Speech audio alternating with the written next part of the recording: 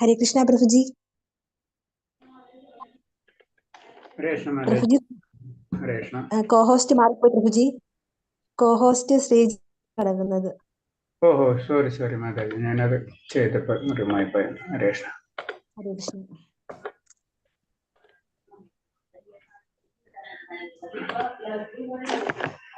ഹരേഷ്ണ പ്രണാമം എല്ലാവർക്കും. ഹരേഷ്ണ എല്ലാവർക്കും സ്വാഗതം. ക്ലാസ്സിലേക്ക് കിടക്കാം. ആദ്യം നമ്മൾ പ്രാർത്ഥന. ഹരേഷ്ണ.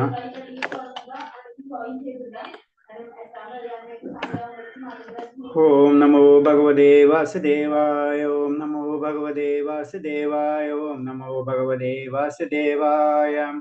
നാരായണം നമസ്കൃത്യം നരം ചൈവ നരോത്തമം ദേവീം സരസ്വതീം വ്യാസം തതോ ജയമുദിരയേത്. നഷ്ടപ്രായേഷു ഭദ്രേഷു നിത്യം ഭാഗവത സേവയാ ഭാഗവതേ ഉത്തമ ശ്ലോകേ ഭക്തിർഭവതി നഷ്ടകി മൂകം കരോതി വാചാലം പങ്കും ലംഘയതേ ഗിരി യത്കൃപതമഹം വന്ദേ പരമാനന്ദമാധവം ശ്രീഗുരുദീനതാരിണം ശ്രീചൈതന്യമീശ്വരം. വജ്ഞാനതിമിരാന്ധ്യസ്യ ജ്ഞാനാഞ്ജലശലാകയാ ചക്ഷുർമിലിതം യേന തസ്മൈ ശ്രീഗുരുവേ നമഃ. ശ്രീചൈതന്യം മനോഭീഷ്ടം സ്ഥാപിതം യേന ഭൂതലേ സ്വയം രൂപകഥാ മഹ്യം തദാതി സ്വഭാന്തികം.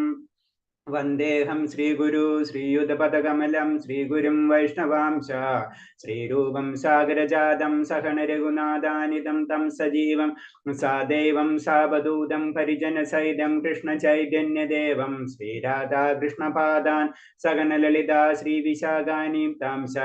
ഹേ കൃഷ്ണ കരുണാ സിന്ധോ ദീനബന്ധോ ജഗത്പദേ ഗോപേശ ഗോപികാ കാന്ത രാധാ കാന്ത നമസ്തുതേ. തപ്തകാഞ്ചന ഗൗരാംഗേ രാധേ വൃന്ദാവനേ ശ്രീ വൃഷഭാനുസുതേ ദേവി പ്രണമാമി ഹരിപ്രിയേ. വാഞ്ചാകൽപതരൂപേച്ഛ കൃപാ സിന്ധിഭ്യേവ ച പതിനാം ഭാവനേഭ്യോ വൈഷ്ണവേഭ്യോ നമോ നമഃ. നമോ വിഷ്ണുപാദായ കൃഷ്ണപ്രേഷ്ഠായ ഭൂതലേ ശ്രീമതേ ഭക്തിവേദാന്ത സ്വാമിന്നിധി നാമിനെ. നമസ്തേ സാരസദേവേ ഗൗരവാണി പ്രചാരിണേ നിർവിശേഷ ശൂന്യവാദി പാശ്ചാത്യദേശധാരിണേ. ജയ ശ്രീകൃഷ്ണ ചൈതന്യ പ്രഭു നിത്യാനന്ദ ശ്രീ അദ്വൈത ഗദാധര ശ്രീവാസാദി ഗൗരഭക്തവൃന്ദ. ഹരേ കൃഷ്ണ കൃഷ്ണ കൃഷ്ണ ഹരേ ഹരേ ഹരേ രാമ രാമ രാമ ഹരേ ഹരേ. ഹരേ കൃഷ്ണ. പ്രഭാതിക്ക് ജയ്, ഗുരുദേവ്ക്ക് ജയ്, ആനന്ദകോടി വൈഷ്ണവഭക്തർക്ക് ജയ്. ഹരേ കൃഷ്ണ. എല്ലാവർക്കും പ്രണാമം.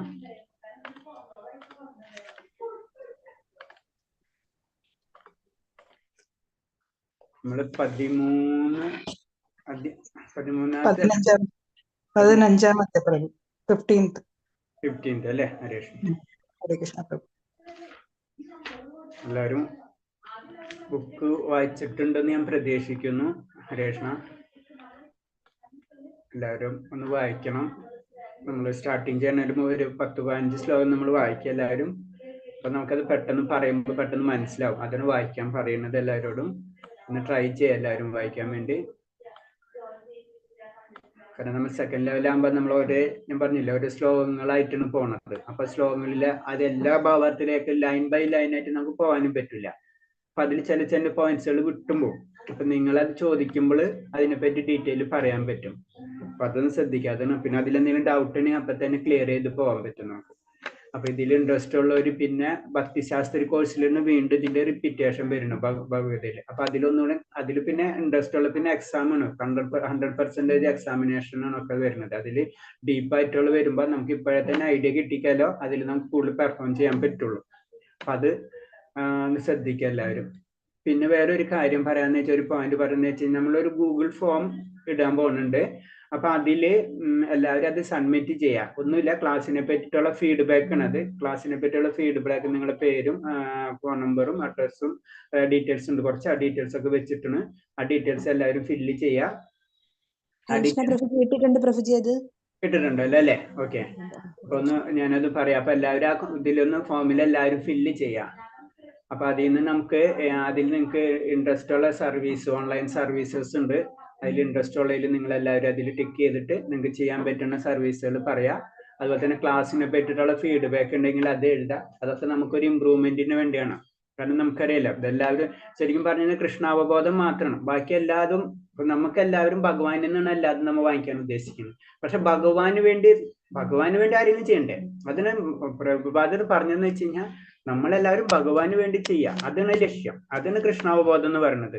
മറ്റേതെല്ലാതും തന്നെ ഭൗതികമായിട്ട് ചിന്തിക്കുമ്പോൾ എന്താ ചിന്തിക്കുന്നത്, നമ്മളെല്ലാതും ഭഗവാനേക്ക് വാങ്ങിക്കാനാണ് ശ്രമിക്കുന്നത്. നമ്മൾ തിരിച്ചാ ചെയ്യണത്, ഭഗവാന് വേണ്ടി എല്ലാം ചെയ്യാൻ ശ്രമിക്കുക. ഇതാണ് അതും ഇതും തമ്മിലുള്ള ഡിഫറൻസ്. അപ്പൊ അതിന് പറഞ്ഞു നമ്മള് കൃഷ്ണാവബോധം എന്ന് പറഞ്ഞ് ഭഗവാനെ കേന്ദ്രീകരിച്ചിട്ട് എന്തെല്ലാം ചെയ്യുന്നതോ അതെല്ലാം കൃഷ്ണാവബോധമാണ്. ഇപ്പൊ ചില വ്യക്തികൾക്ക് ഞാൻ പറഞ്ഞിരുന്നില്ല, ചില വ്യക്തികൾക്ക് ഭഗവാന് പ്രസാദം ഉണ്ടാക്കി കൊടുക്കുക, ആ ആഗ്രഹം ഉണ്ടെങ്കിൽ അത് ചെയ്താലും ഭഗവാന് വേണ്ടിയാണ് നമ്മൾ ചെയ്യുന്നത്. അങ്ങനെ ആയിരിക്കണം. അപ്പൊ ഇതിലുള്ള എല്ലാ സർവീസുകളും നമുക്കൊണ്ട് ചെയ്യാൻ പറ്റുന്നത്, അല്ലാതെ എല്ലാവർക്കും ചെയ്യണമെന്നില്ല, കഴിയില്ല. കാരണം നമ്മളെല്ലാവരും ഡിഫറൻസ് ഉള്ള, പല ലെവലിലും പല ഡിഫറൻസ് ഉള്ള വ്യക്തികളായിരിക്കും. ചിലർ ശാരീരികമായിട്ട് മാനസികമായിട്ട് പലരും പല ലെവലിലായിരിക്കും. അപ്പൊ നമുക്ക് ചെയ്യാൻ കഴിയുന്ന കാര്യങ്ങൾ അത്രയെങ്കിലും ഭഗവാൻ പറയുന്നുണ്ടല്ലോ, വളരെ ചെറിയ കാര്യമാണെങ്കിലും അത് വളരെ ചെറിയ കാര്യമാണെങ്കിലും അത് ഭഗവാന്റെ കാര്യങ്ങൾ ചെയ്താൽ തന്നെ അതിന്റെ ബെനിഫിറ്റ് നമുക്ക് ഇമേജ് ചെയ്യാൻ പറ്റാത്ത രീതിയിൽ തന്നെ ഭഗവാൻ ശ്ലോകത്തിൽ പറയുന്നുണ്ട്. ആ ശ്ലോകം ഏതാ മാതാജി? അല്പം അഭ്യസ് എന്താ മാതാജി ഓർമ്മയുണ്ട് അത്? ഓക്കെ. അപ്പൊ ഒരു ശ്ലോകം തന്നെ അത് ക്ലിയർ കട്ട് പറയുന്നുണ്ട്. നമ്മൾ ചെറിയ കാര്യങ്ങൾ ഭഗവാന്റെ കാര്യങ്ങൾ ചെയ്തു കഴിഞ്ഞാൽ തന്നെ അത് വളരെയധികം നമുക്ക് ഇമ്പ്രൂവ്മെന്റ്, അതായത് ലൈഫിൽ ഭൗതികമായിട്ടും അതേപോലെ തന്നെ ആത്മീയമായിട്ടും വരാൻ കഴിയും. അപ്പൊ അത് കാരണം കൊണ്ട് നിങ്ങൾ എന്തെങ്കിലും ചെറിയ സേവ, നിങ്ങൾ സെക്കൻഡ് ലെവലിൽ എത്തി, അപ്പൊ നിങ്ങൾ എന്തെങ്കിലും ചെറിയ സേവ ചെയ്യാൻ പറ്റാവുന്ന സേവനം, എല്ലാതും ചെയ്യാൻ പറ്റില്ലെങ്കിൽ വിട്ടാളാം. ചെയ്യാൻ പറ്റുന്ന സേവനം എന്തായാലും നമ്മൾ മിസ് ചെയ്യരുത്. അത് ഭഗവാൻ നമുക്ക് വേണ്ടി കൊണ്ടുതരുന്നതാണെന്ന് ചിന്തിക്കുക. അങ്ങനെ ചെയ്തിട്ട് അതിലേതെങ്കിലും സേവനം ടിക്ക് ചെയ്യാൻ പറ്റുന്നെങ്കിൽ ടിക്ക് ചെയ്യുക. പിന്നെ ക്ലാസ്സിനെ പറ്റിയിട്ടുള്ള കറക്റ്റ് ആയിട്ട് നമ്മൾ അതിൽ എഴുതാം. അതെന്ന് വെച്ചാൽ ക്ലാസ് ഇമ്പ്രൂവ് ചെയ്യാനാണ് അതിൽ ഫീഡ്ബാക്ക് കൊടുക്കാൻ പറയുന്നത്. അത് എല്ലാവരും ശ്രദ്ധിക്കാം. 17 അല്ലേ മാതാജി? 15 തൊട്ട് തുടങ്ങണം അല്ലേ? ഓക്കെ. ഹരേ കൃഷ്ണ. 15-ാമത്തെ ശ്ലോകം. ഏവം ജ്ഞാത കൃതം കർമ്മ പൂർവവൈരപി മുമുക്ഷുഭി കുരു കർമ്മൈവ തസ്മാത് പൂർവൈവ പൂർവതരം കൃതം. എന്റെ ദിവ്യമായ പ്രകൃതി അറിഞ്ഞിട്ടാണ് പൗരാണികമായ മുമുക്ഷുകൾ, മോക്ഷം പ്രാപിച്ചവർ പ്രവർത്തിച്ചു പോകുന്നത്. അതുകൊണ്ട് നീ അവരുടെ കാലടികൾ പിന്തുടർന്ന് സ്വന്തം കർത്തവ്യം നിറവേറ്റുക.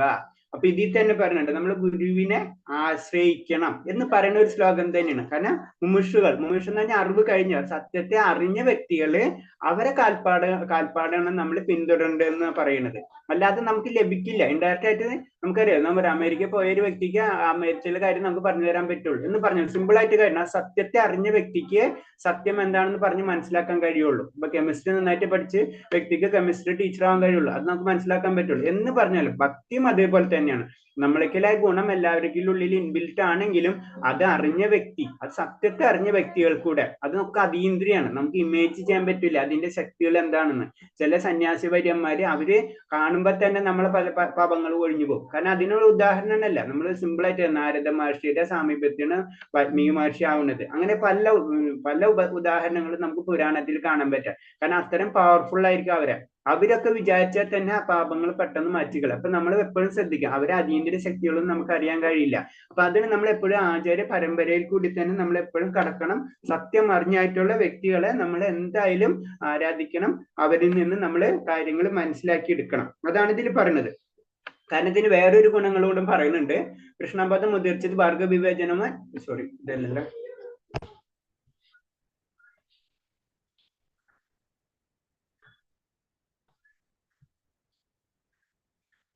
കൃഷ്ണബോധം ഉദിക്കുമ്പോൾ പകൽ വെളിച്ചത്ത് എന്ന പോലെ സർവവും പ്രകാശമായി തീരും. അതായത് ശരിക്കും ആത്മീയതയും അത് ഭൗതികതയും ശരിക്കും മനസ്സിലായി കഴിയും. നമ്മൾ പുറത്തേക്കും, അതായത് ആത്മീയതയിലേക്ക് നമ്മൾ കടക്കുമ്പോൾ ശരിക്കും ഭൗതികത അതൊരു വെറും മായാണെന്ന് നമുക്ക് ഫീൽ ചെയ്ത് തുടങ്ങും. അതാണ് അതിന്റെ പ്രകാശം, അതിന് പ്രകാശമാനമാകും എന്ന് പറഞ്ഞത്. നമ്മൾ തമസോമ ജ്യോതിർഗമയ എന്ന് പറയുമ്പോൾ അത് തന്നെയാണല്ല. ആ തമസ് എന്ന് പറഞ്ഞത് ഭൗതികത്തിന്, അത് ഇരുട്ടാണ്. ആ ഇരുട്ടിൽ നിന്ന് വെളിച്ചത്തിലേക്ക്, വെളിച്ചം എന്ന് പറഞ്ഞാൽ ആത്മീയതയാണ്. ഭഗവാന്റെ ലോകം തന്നെ അറിയാം, അത് പ്രകാശമാണല്ലേ. ഭൗതിക ലോകത്തിൽ എന്താണ് സൂര്യനും ചന്ദ്രനുമുണ്ട്, അത് തമസ്, ഇരുട്ട് കാരണം കൊണ്ട്. അങ്ങനെ ചിന്തിച്ചാലും ആ ലൈൻ ശരിയാവും. എല്ലാം നമുക്ക് പ്രകാശമാനം, നമുക്കായ നോളജ്, ആ ജ്ഞാനം കിട്ടണം. സത്യം ഇതല്ല, സത്യം അതാകുന്നു, ഭഗവാനാണ് സത്യം, അതാണെന്ന് മനസ്സിലാക്കണം. അപ്പോഴും പ്രകാശമാനാകും.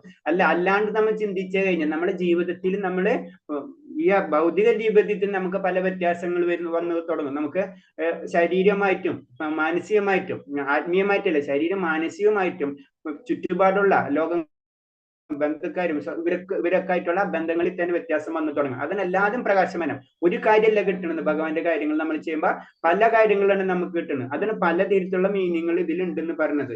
നമ്മൾ ഭക്ഷണങ്ങൾ ശ്രദ്ധയാവും, അതുപോലെ തന്നെ നമ്മുടെ ശരീരം, അതുപോലെ തന്നെ നമ്മുടെ ബന്ധുക്കൾ, ഇതൊക്കെ ഓട്ടോമാറ്റിക് ആയിട്ട് ഇൻഡയറക്റ്റ് ആയിട്ട് നമ്മൾ ചേഞ്ച് ആകുമ്പോൾ അവർക്കത് മനസ്സിലാവും. മറ്റുള്ളവർക്കാണ് പെട്ടെന്ന് മനസ്സിലാവും, നമ്മളേലും കൂടുതൽ മറ്റുള്ളവർക്ക് അത് മനസ്സിലാവും. അത് കാരണം കൊണ്ടാണ് നമ്മൾ കൃഷ്ണബോധം നമ്മളത് ചെയ്യണം എന്ന് പറഞ്ഞു. ഇതിൽ തന്നെ 2 കാര്യങ്ങൾ കറക്റ്റായിട്ട് പറഞ്ഞിട്ടുണ്ട്. നമ്മൾ മലിന ഹൃദയർക്ക് ഭക്തിയുത സേവനത്തിന്റെ നിയന്ത്രണ തത്വങ്ങൾ അനുസരിച്ചുകൊണ്ട് ക്രമീകരമായ ശുചീകരണത്തിന് വേണ്ടി കൃഷ്ണബോധത്തെ ആശ്രയിക്കാം. അപ്പൊ 2 തരം വ്യക്തികളാണ് നമ്മൾ ഭൗതിക ലോകത്ത് എന്ന് പറയാം. സാധാരണ രീതിയിൽ പറയുമ്പോൾ അതിലൊന്ന് പറയുമ്പോൾ അഴുക്കാർന്ന ഭൗതിക വാസന. ഇപ്പൊ സാധാരണ നമ്മളെല്ലാവരും അഴുക്കാർന്ന ഭൗതിക വാസനകളുള്ളവരാണ് അല്ലെ. അഴുക്ക് തന്നെയാണ് പറയുന്നത്, മാലിന്യങ്ങൾ തന്നെയാണ്. അത് പറഞ്ഞാൽ അത് എല്ലാവരെങ്കിലും ഉണ്ട്. കാരണം നമ്മൾ ഈ ഭൗതിക ലോകത്തിൽ വീണ് കഴിഞ്ഞു, നമ്മൾ ചെളിക്കുണ്ടത്തിൽ വീണ് കഴിഞ്ഞാൽ എന്തായാലും ചെളി പറ്റിയേ പറ്റുള്ളൂ. ചിലത് ചെളി കുറവ് കൂടുതലായിരിക്കും, ചിലപ്പോൾ കൂടുതലായിരിക്കും, അത്രയുള്ള വ്യത്യാസം. എല്ലാവർക്കും ചെളി പറ്റിയിട്ടുണ്ടാവും. അങ്ങനെ അപ്പൊ അതൊരു ഗ്രൂപ്പ്. പിന്നത്തെ ഗ്രൂപ്പിൽ നിന്ന് പിന്നത്തെ കൂട്ടുന്ന അത് തീണ്ടാത്തവർ, അത് മാലിന്യം തീണ്ടാവാത്തവർ എന്ന് പറയുമ്പോൾ ഉദാഹരണമായിട്ട് മുക്തി ലഭിച്ചാൽ അല്ലെങ്കിൽ ആത്മീയമായിട്ട് ഉയർന്ന വ്യക്തികൾക്ക് അവർക്ക് അത് ഉണ്ടാവില്ല. അതായത് നമ്മുടെ രീതിയിൽ ആചാര്യന്മാരെന്നുള്ള ലെവലിൽ പറയുന്നവര്. അപ്പൊ ഇവർക്ക് 2 പേർക്കാണെങ്കിലും കൃഷ്ണാവബോധം നല്ലത് തന്നെയാണെന്ന് പറയുന്നത്. അപ്പൊ ആദ്യത്തെ ലെവലിൽ, അതായത് മാലിന്യം, ഇപ്പൊ നമ്മളെപ്പോലുള്ള സാധാരണ വ്യക്തികളെ സംബന്ധിച്ച് പറയുമ്പോൾ അങ്ങനെ ശരിക്കും ഭക്തിയുത സേവനത്തിന് നിയന്ത്രണ തത്വങ്ങൾ അനുസരിച്ച് നമ്മൾ മുന്നേറി കഴിഞ്ഞാല് ക്രമീകരമായി ശുചീകരണത്തിന്റെ നമ്മൾ ഇൻഡയറക്റ്റ് ആയിട്ട് നമ്മൾ ശുചീകരിച്ചു കൊണ്ടിരിക്കും. അപ്പൊ നമ്മൾ അറിയാണ്ട് തന്നെ പ്യൂരിഫിക്കേഷനിലേക്ക് നമ്മൾ നടക്കും എന്നാ പറഞ്ഞു. ഇനി അഥവാ ഹൃദയശുദ്ധി കൈവരിച്ചിട്ടുള്ളത് അതെന്ന് പറഞ്ഞത് അവര് ആചാര്യന്മാരെന്നുള്ള രീതിയിൽ പറയുമ്പോൾ അവരെന്താ ചെയ്യണമെന്ന് വെച്ചാൽ മാതൃകപരമായ പ്രവർത്തികൾ പിന്തുടർന്ന് മറ്റുള്ളവർക്ക് വേണ്ടി പ്രയോജനം ഉണ്ടാകുന്ന ഉദ്ദേശിച്ചും കൃഷ്ണബോധത്തിൽ തുടരാം. അവര് അങ്ങനെയാണ്. കാരണം അവരെ ആചാര്യന്മാര് നമുക്ക് പറഞ്ഞു തരുന്നത് എന്താ വെച്ചാൽ മറ്റുള്ളവരെയും ഉദ്ധരിക്കണം, അല്ലെ, മുന്നിലേക്ക് കൊണ്ടുവരാം. അപ്പൊ അതും നല്ലത്. അപ്പൊ അവരെ സംബന്ധിച്ചും നല്ലതാണ്, നമ്മളെ സംബന്ധിച്ചും സാധാരണ ജനങ്ങളെ സംബന്ധിച്ചും വളരെ നമ്മൾ അറിയാണ്ട് ആ പുരോഗതി നേടിക്കൊണ്ടിരിക്കും. അതാണ് ഇതിൽ പറയുന്നത്. കൃഷ്ണനെ മറന്ന് തീർച്ചയായും പരിഭ്രാന്തരാകുക തന്നെ ചെയ്യും. കൃഷ്ണനെ മറന്നു കഴിഞ്ഞാൽ ഭൗതിക ലോകത്തിൽ പെട്ടു കഴിഞ്ഞാൽ നമുക്ക് എന്താ ചെയ്യേണ്ടതെന്ന് അറിയില്ല. അങ്ങനത്തെ അവസ്ഥയിൽ പോലും നമ്മൾ എന്തോ ചെയ്ത് ഒരു ക്ലാസ്സത്തിൽ നിന്ന് അടുത്ത ക്ലാസ്സത്തിലേക്ക് നമ്മൾ ചാടിക്കൊണ്ടിരിക്കും എന്ന് പറയുന്നത്. കൃഷ്ണബോധം കൈവരുന്ന ഒരാൾ യഥാർത്ഥ ജ്ഞാനം ലഭ്യമാകും. നമ്മൾ കൃഷ്ണബോധം വരുമ്പോഴാണ് സത്യം ശരി, അത് ജ്ഞാനം എന്താണെന്ന് മനസ്സിലാവുള്ളൂ. ഈശ്വരന്റെ ഒരു പ്രതിനിധിയെ കണ്ടുമുട്ടുമ്പോൾ മാത്രമേ ഒരാൾക്ക് ഈശ്വരനെയും ഈശ്വരനുമായുള്ള തന്റെ ബന്ധത്തെക്കുറിച്ച് അറിയാൻ കഴിയുള്ളൂ. അതെന്ന് പറഞ്ഞാൽ നമ്മള് ആചാര്യന്മാരെ ആ പരമ്പരയിൽ നമ്മൾ കണക്ട് ആകുമ്പോഴോ നമുക്ക് സത്യം എന്താണെന്ന് നമുക്ക് മനസ്സിലാവുള്ളൂ. അത് നമ്മൾ അറിയാൻ ശ്രമിക്കണം. അതാ പറയണത്. തനിക്ക് അധ്യാത്മ ജീവിതത്തിൽ വ്യക്തിത്വം ഉണ്ടെന്ന് മനസ്സിലാക്കാണ് യഥാർത്ഥ ജ്ഞാനം. അതിന് ഏറ്റവും ഇമ്പോർട്ടന്റ്. നമുക്കൊരു വ്യക്തിത്വമുണ്ട്, നമുക്ക് മരണശേഷവും നമുക്കൊരു വ്യക്തിത്വം ഉണ്ട്. അതെന്ന് പറഞ്ഞു അത് എപ്പോഴും മനസ്സിലാക്കണം. ഞാൻ എന്നുള്ള വ്യക്തി, ഞാൻ മരിച്ചാൽ ആ വ്യക്തിത്വം നിലനിൽക്കുക, ആ അവബോധം നമുക്ക് എപ്പോഴും നിലനിൽക്കുക. ആത്മാക്കൾക്ക് മരണം, അതിൽ എന്ന് പറഞ്ഞ അതുണ്ടല്ലോ. ഒരിക്കലും നമുക്ക് മരണത്തിന് ശേഷം നമുക്ക് വ്യക്തിത്വം ഇല്ലാതിരിക്കില്ല. നമ്മളെ വ്യക്തിത്വം ഏത്, അതിന് ആത്മീയ ലോകത്തിലേക്ക് കടന്നാൽ ഈ ഞാൻ അന്നും ഞാൻ തന്നെയാണ്. അത് നമുക്ക് മനസ്സിലാവും. എപ്പോഴും ആ ജ്ഞാനം നമുക്ക് കിട്ടുമ്പോൾ നമുക്ക് മനസ്സിലാവും ഞാൻ എന്നുള്ള വ്യക്തി എന്നും പെർമനന്റ് ആണ്. മരണശേഷം മരണം എന്നുള്ള സബ്ജക്റ്റ് ഇല്ല. നമ്മളിങ്ങനെ ഒരു ചക്രത്തിലൂടെ ഇങ്ങനെ മോളിലേക്ക് പോകണം, താഴ്ത്തിക്ക് വരും, ഇങ്ങനെ കറങ്ങിക്കൊണ്ടിരിക്കണം. മനസ്സിലായി? അത്രേ ഉള്ളൂ. ആ കറക്കത്തില് നമുക്ക് തോന്നുന്നതാണ് മരണം, അല്ലെങ്കിൽ നമുക്ക് തോന്നുന്നതാണ് ജന്മം. ഇതൊന്നുമില്ല സത്യത്തില്. ഇതെല്ലാതും ഇങ്ങനെ ഇതിലിങ്ങനെ പോയിക്കൊണ്ടിരിക്കുന്ന മാത്രം. അപ്പൊ വ്യക്തി എപ്പോഴും അവിടെ എപ്പോഴും പെർമനന്റ് ആയിരിക്കും. അപ്പൊ വ്യക്തിത്വ ബോധം എന്തായാലും ഉണ്ടായിരിക്കും. അതാണ് ഇതിൽ പറയുന്നത്. പിന്നെ അടുത്ത ശ്ലോകം കിം കർമ്മ 15 വായിച്ചത്, 16 വായിക്കേണ്ടതിന് രേഷ്മ. ഓക്കെ. കിം കർമ്മ കിമ കർമ്മദേ കവയോപ്യമോഹിത തത്തദേ കർമ്മ പ്രവിശാമി ജ്ഞാതോ മോക്ഷസ്യ ശുഭാത്. ഏതാണ് കർമ്മം, ഏതാണ് അകർമ്മം? എന്നത് ബുദ്ധിമാന്മെ പോലും വിഭ്രമിക്കുന്നതാണ്. ആ കർമ്മത്തെക്കുറിച്ച് ഇനി ഞാൻ പറഞ്ഞു തരാം, അതറിഞ്ഞ് ഇനി അശുഭങ്ങളിൽ നിന്ന് മുക്തനാകാം. അപ്പൊ പറഞ്ഞ കർമ്മം ഏതാണ്, അകർമ്മം ഏതാണ്, ഇത് രണ്ടും തമ്മിലൊരു കൺഫ്യൂഷൻ ഉണ്ടാവും എപ്പോഴും. ഇപ്പൊ കർമ്മം എന്ന് പറഞ്ഞത് അകർമ്മം എന്ന് പറഞ്ഞത് വളരെ സിമ്പിൾ ആയിട്ട് പറയുമ്പോ കർമ്മം എന്ന് പറയുന്നത് നമ്മൾ ചെയ്യുന്ന എല്ലാ കാര്യങ്ങളും കർമ്മങ്ങളാണ്. അകർമ്മം എന്ന് പറയുമ്പോൾ ആ കാര്യങ്ങൾ ഭഗവാന് വേണ്ടി ചെയ്യുമ്പോൾ അതിലൊരു നമ്മൾ ഇതില്ലാതിരിക്കുമ്പോ ബലം പ്രതീക്ഷിക്കാതെ ചെയ്യുമ്പോൾ അത് അകർമ്മം. അത്രയുള്ള അതിന്റെ ബേസിക് ആയിട്ടുള്ള കാര്യം. പിന്നെ അതാണ് അതിൽ പറയുന്നത്. ഓക്കെ, അടുത്ത ശ്ലോകത്തിലേക്ക് വായിക്കാം. കർമ്മണോ ഹി ബോധവ്യം ബോധവ്യം ച വികർമ്മണ അകർമ്മണശ്ച ബോധവ്യം ഗഹനോ കർമ്മണോ ഗതി. കർമ്മത്തിന്റെ സങ്കീർണകൾ ദുർഗ്രാഹ്യങ്ങളാണ്. അതുകൊണ്ട് കർമ്മം, വികർമ്മം, അകർമ്മം എന്നിവയെ കുറിച്ചെല്ലാം ഒരാൾ വ്യക്തമായി മനസ്സിലാക്കിയിരിക്കണം. അപ്പൊ അകർമ്മം എന്താണെന്നും അതുപോലെ തന്നെ കർമ്മം എന്താണെന്നും വികർമ്മം എന്താണെന്നും ഒരാൾ കറക്റ്റ് ആയിട്ട് മനസ്സിലാക്കിയിരിക്കണം. എന്നാലും നമുക്ക് അറിയാൻ പറ്റുള്ളൂ ഏതാണ് ശരി ഏതാണ് തെറ്റെന്ന് മനസ്സിലാക്കി കഴിഞ്ഞാലല്ലേ നമുക്ക് തെറ്റ് അല്ലെങ്കിൽ ശരി നമുക്ക് അതിനനുസരിച്ച് കാര്യങ്ങൾ ചെയ്യാൻ പറ്റുള്ളൂ. അതുപോലെ തന്നെയാണ് ഇതൊരു സിമ്പിൾ ആയിട്ട് പറയുമ്പോ കർമ്മം എന്ന് പറയുമ്പോൾ നമ്മൾ സാധാരണ ചെയ്യുന്ന കാര്യങ്ങളെല്ലാം കർമ്മത്തിന്റെ ഇതിൽ വരും. അതായത് ഭൗതിക ബന്ധനങ്ങളിൽ മുക്തി നേടുന്നവരെ ഓരോ കാര്യങ്ങൾ ആഗ്രഹിക്കുന്നുവെങ്കിൽ കർമ്മം, വികർമ്മം, അകർമ്മം എന്നുള്ള വ്യത്യാസം മനസ്സിലാക്കണം. കർമ്മം എന്ന് പറയുമ്പോൾ നമ്മൾ ചെയ്യുന്ന എല്ലാ കാര്യങ്ങളും കർമ്മത്തിൽ വരും. വികർമ്മം എന്ന് പറഞ്ഞത് നമ്മൾ നേരെ ഓപ്പോസിറ്റ് ചെയ്യുക. അതായത് വൈദിക ഗ്രന്ഥങ്ങളിൽ പറഞ്ഞിട്ടുള്ളത് രീതിയിൽ ചെയ്യുമ്പോൾ അത് കർമ്മം എന്നായി, അതിന്റെ ഓപ്പോസിറ്റ് ചെയ്യുമ്പോൾ അത് വികർമ്മം എന്നായി, ഭഗവാന് വേണ്ടി മാത്രം ചെയ്യുമ്പോൾ അത് അകർമ്മമായി. അങ്ങനെ മൂന്നിന്റെ സിമ്പിൾ ആയിട്ട് ക്ലാസിഫിക്കേഷൻ ഒന്നുകൂടെ പറയാം. അതായത് നമ്മള് വൈദിക ഗ്രന്ഥങ്ങളിൽ അതിനനുസരിച്ച് പ്രവർത്തിക്കുന്നു, വൈദിക നിയമങ്ങൾക്കനുസരിച്ച് നമ്മൾ പ്രവർത്തിക്കുമ്പോൾ അതിന് കർമ്മം എന്നായി.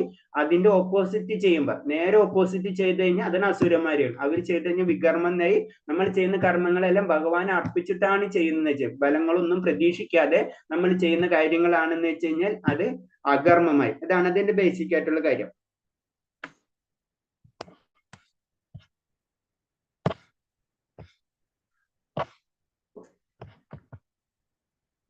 18ാമത്തെ ശ്ലോകം.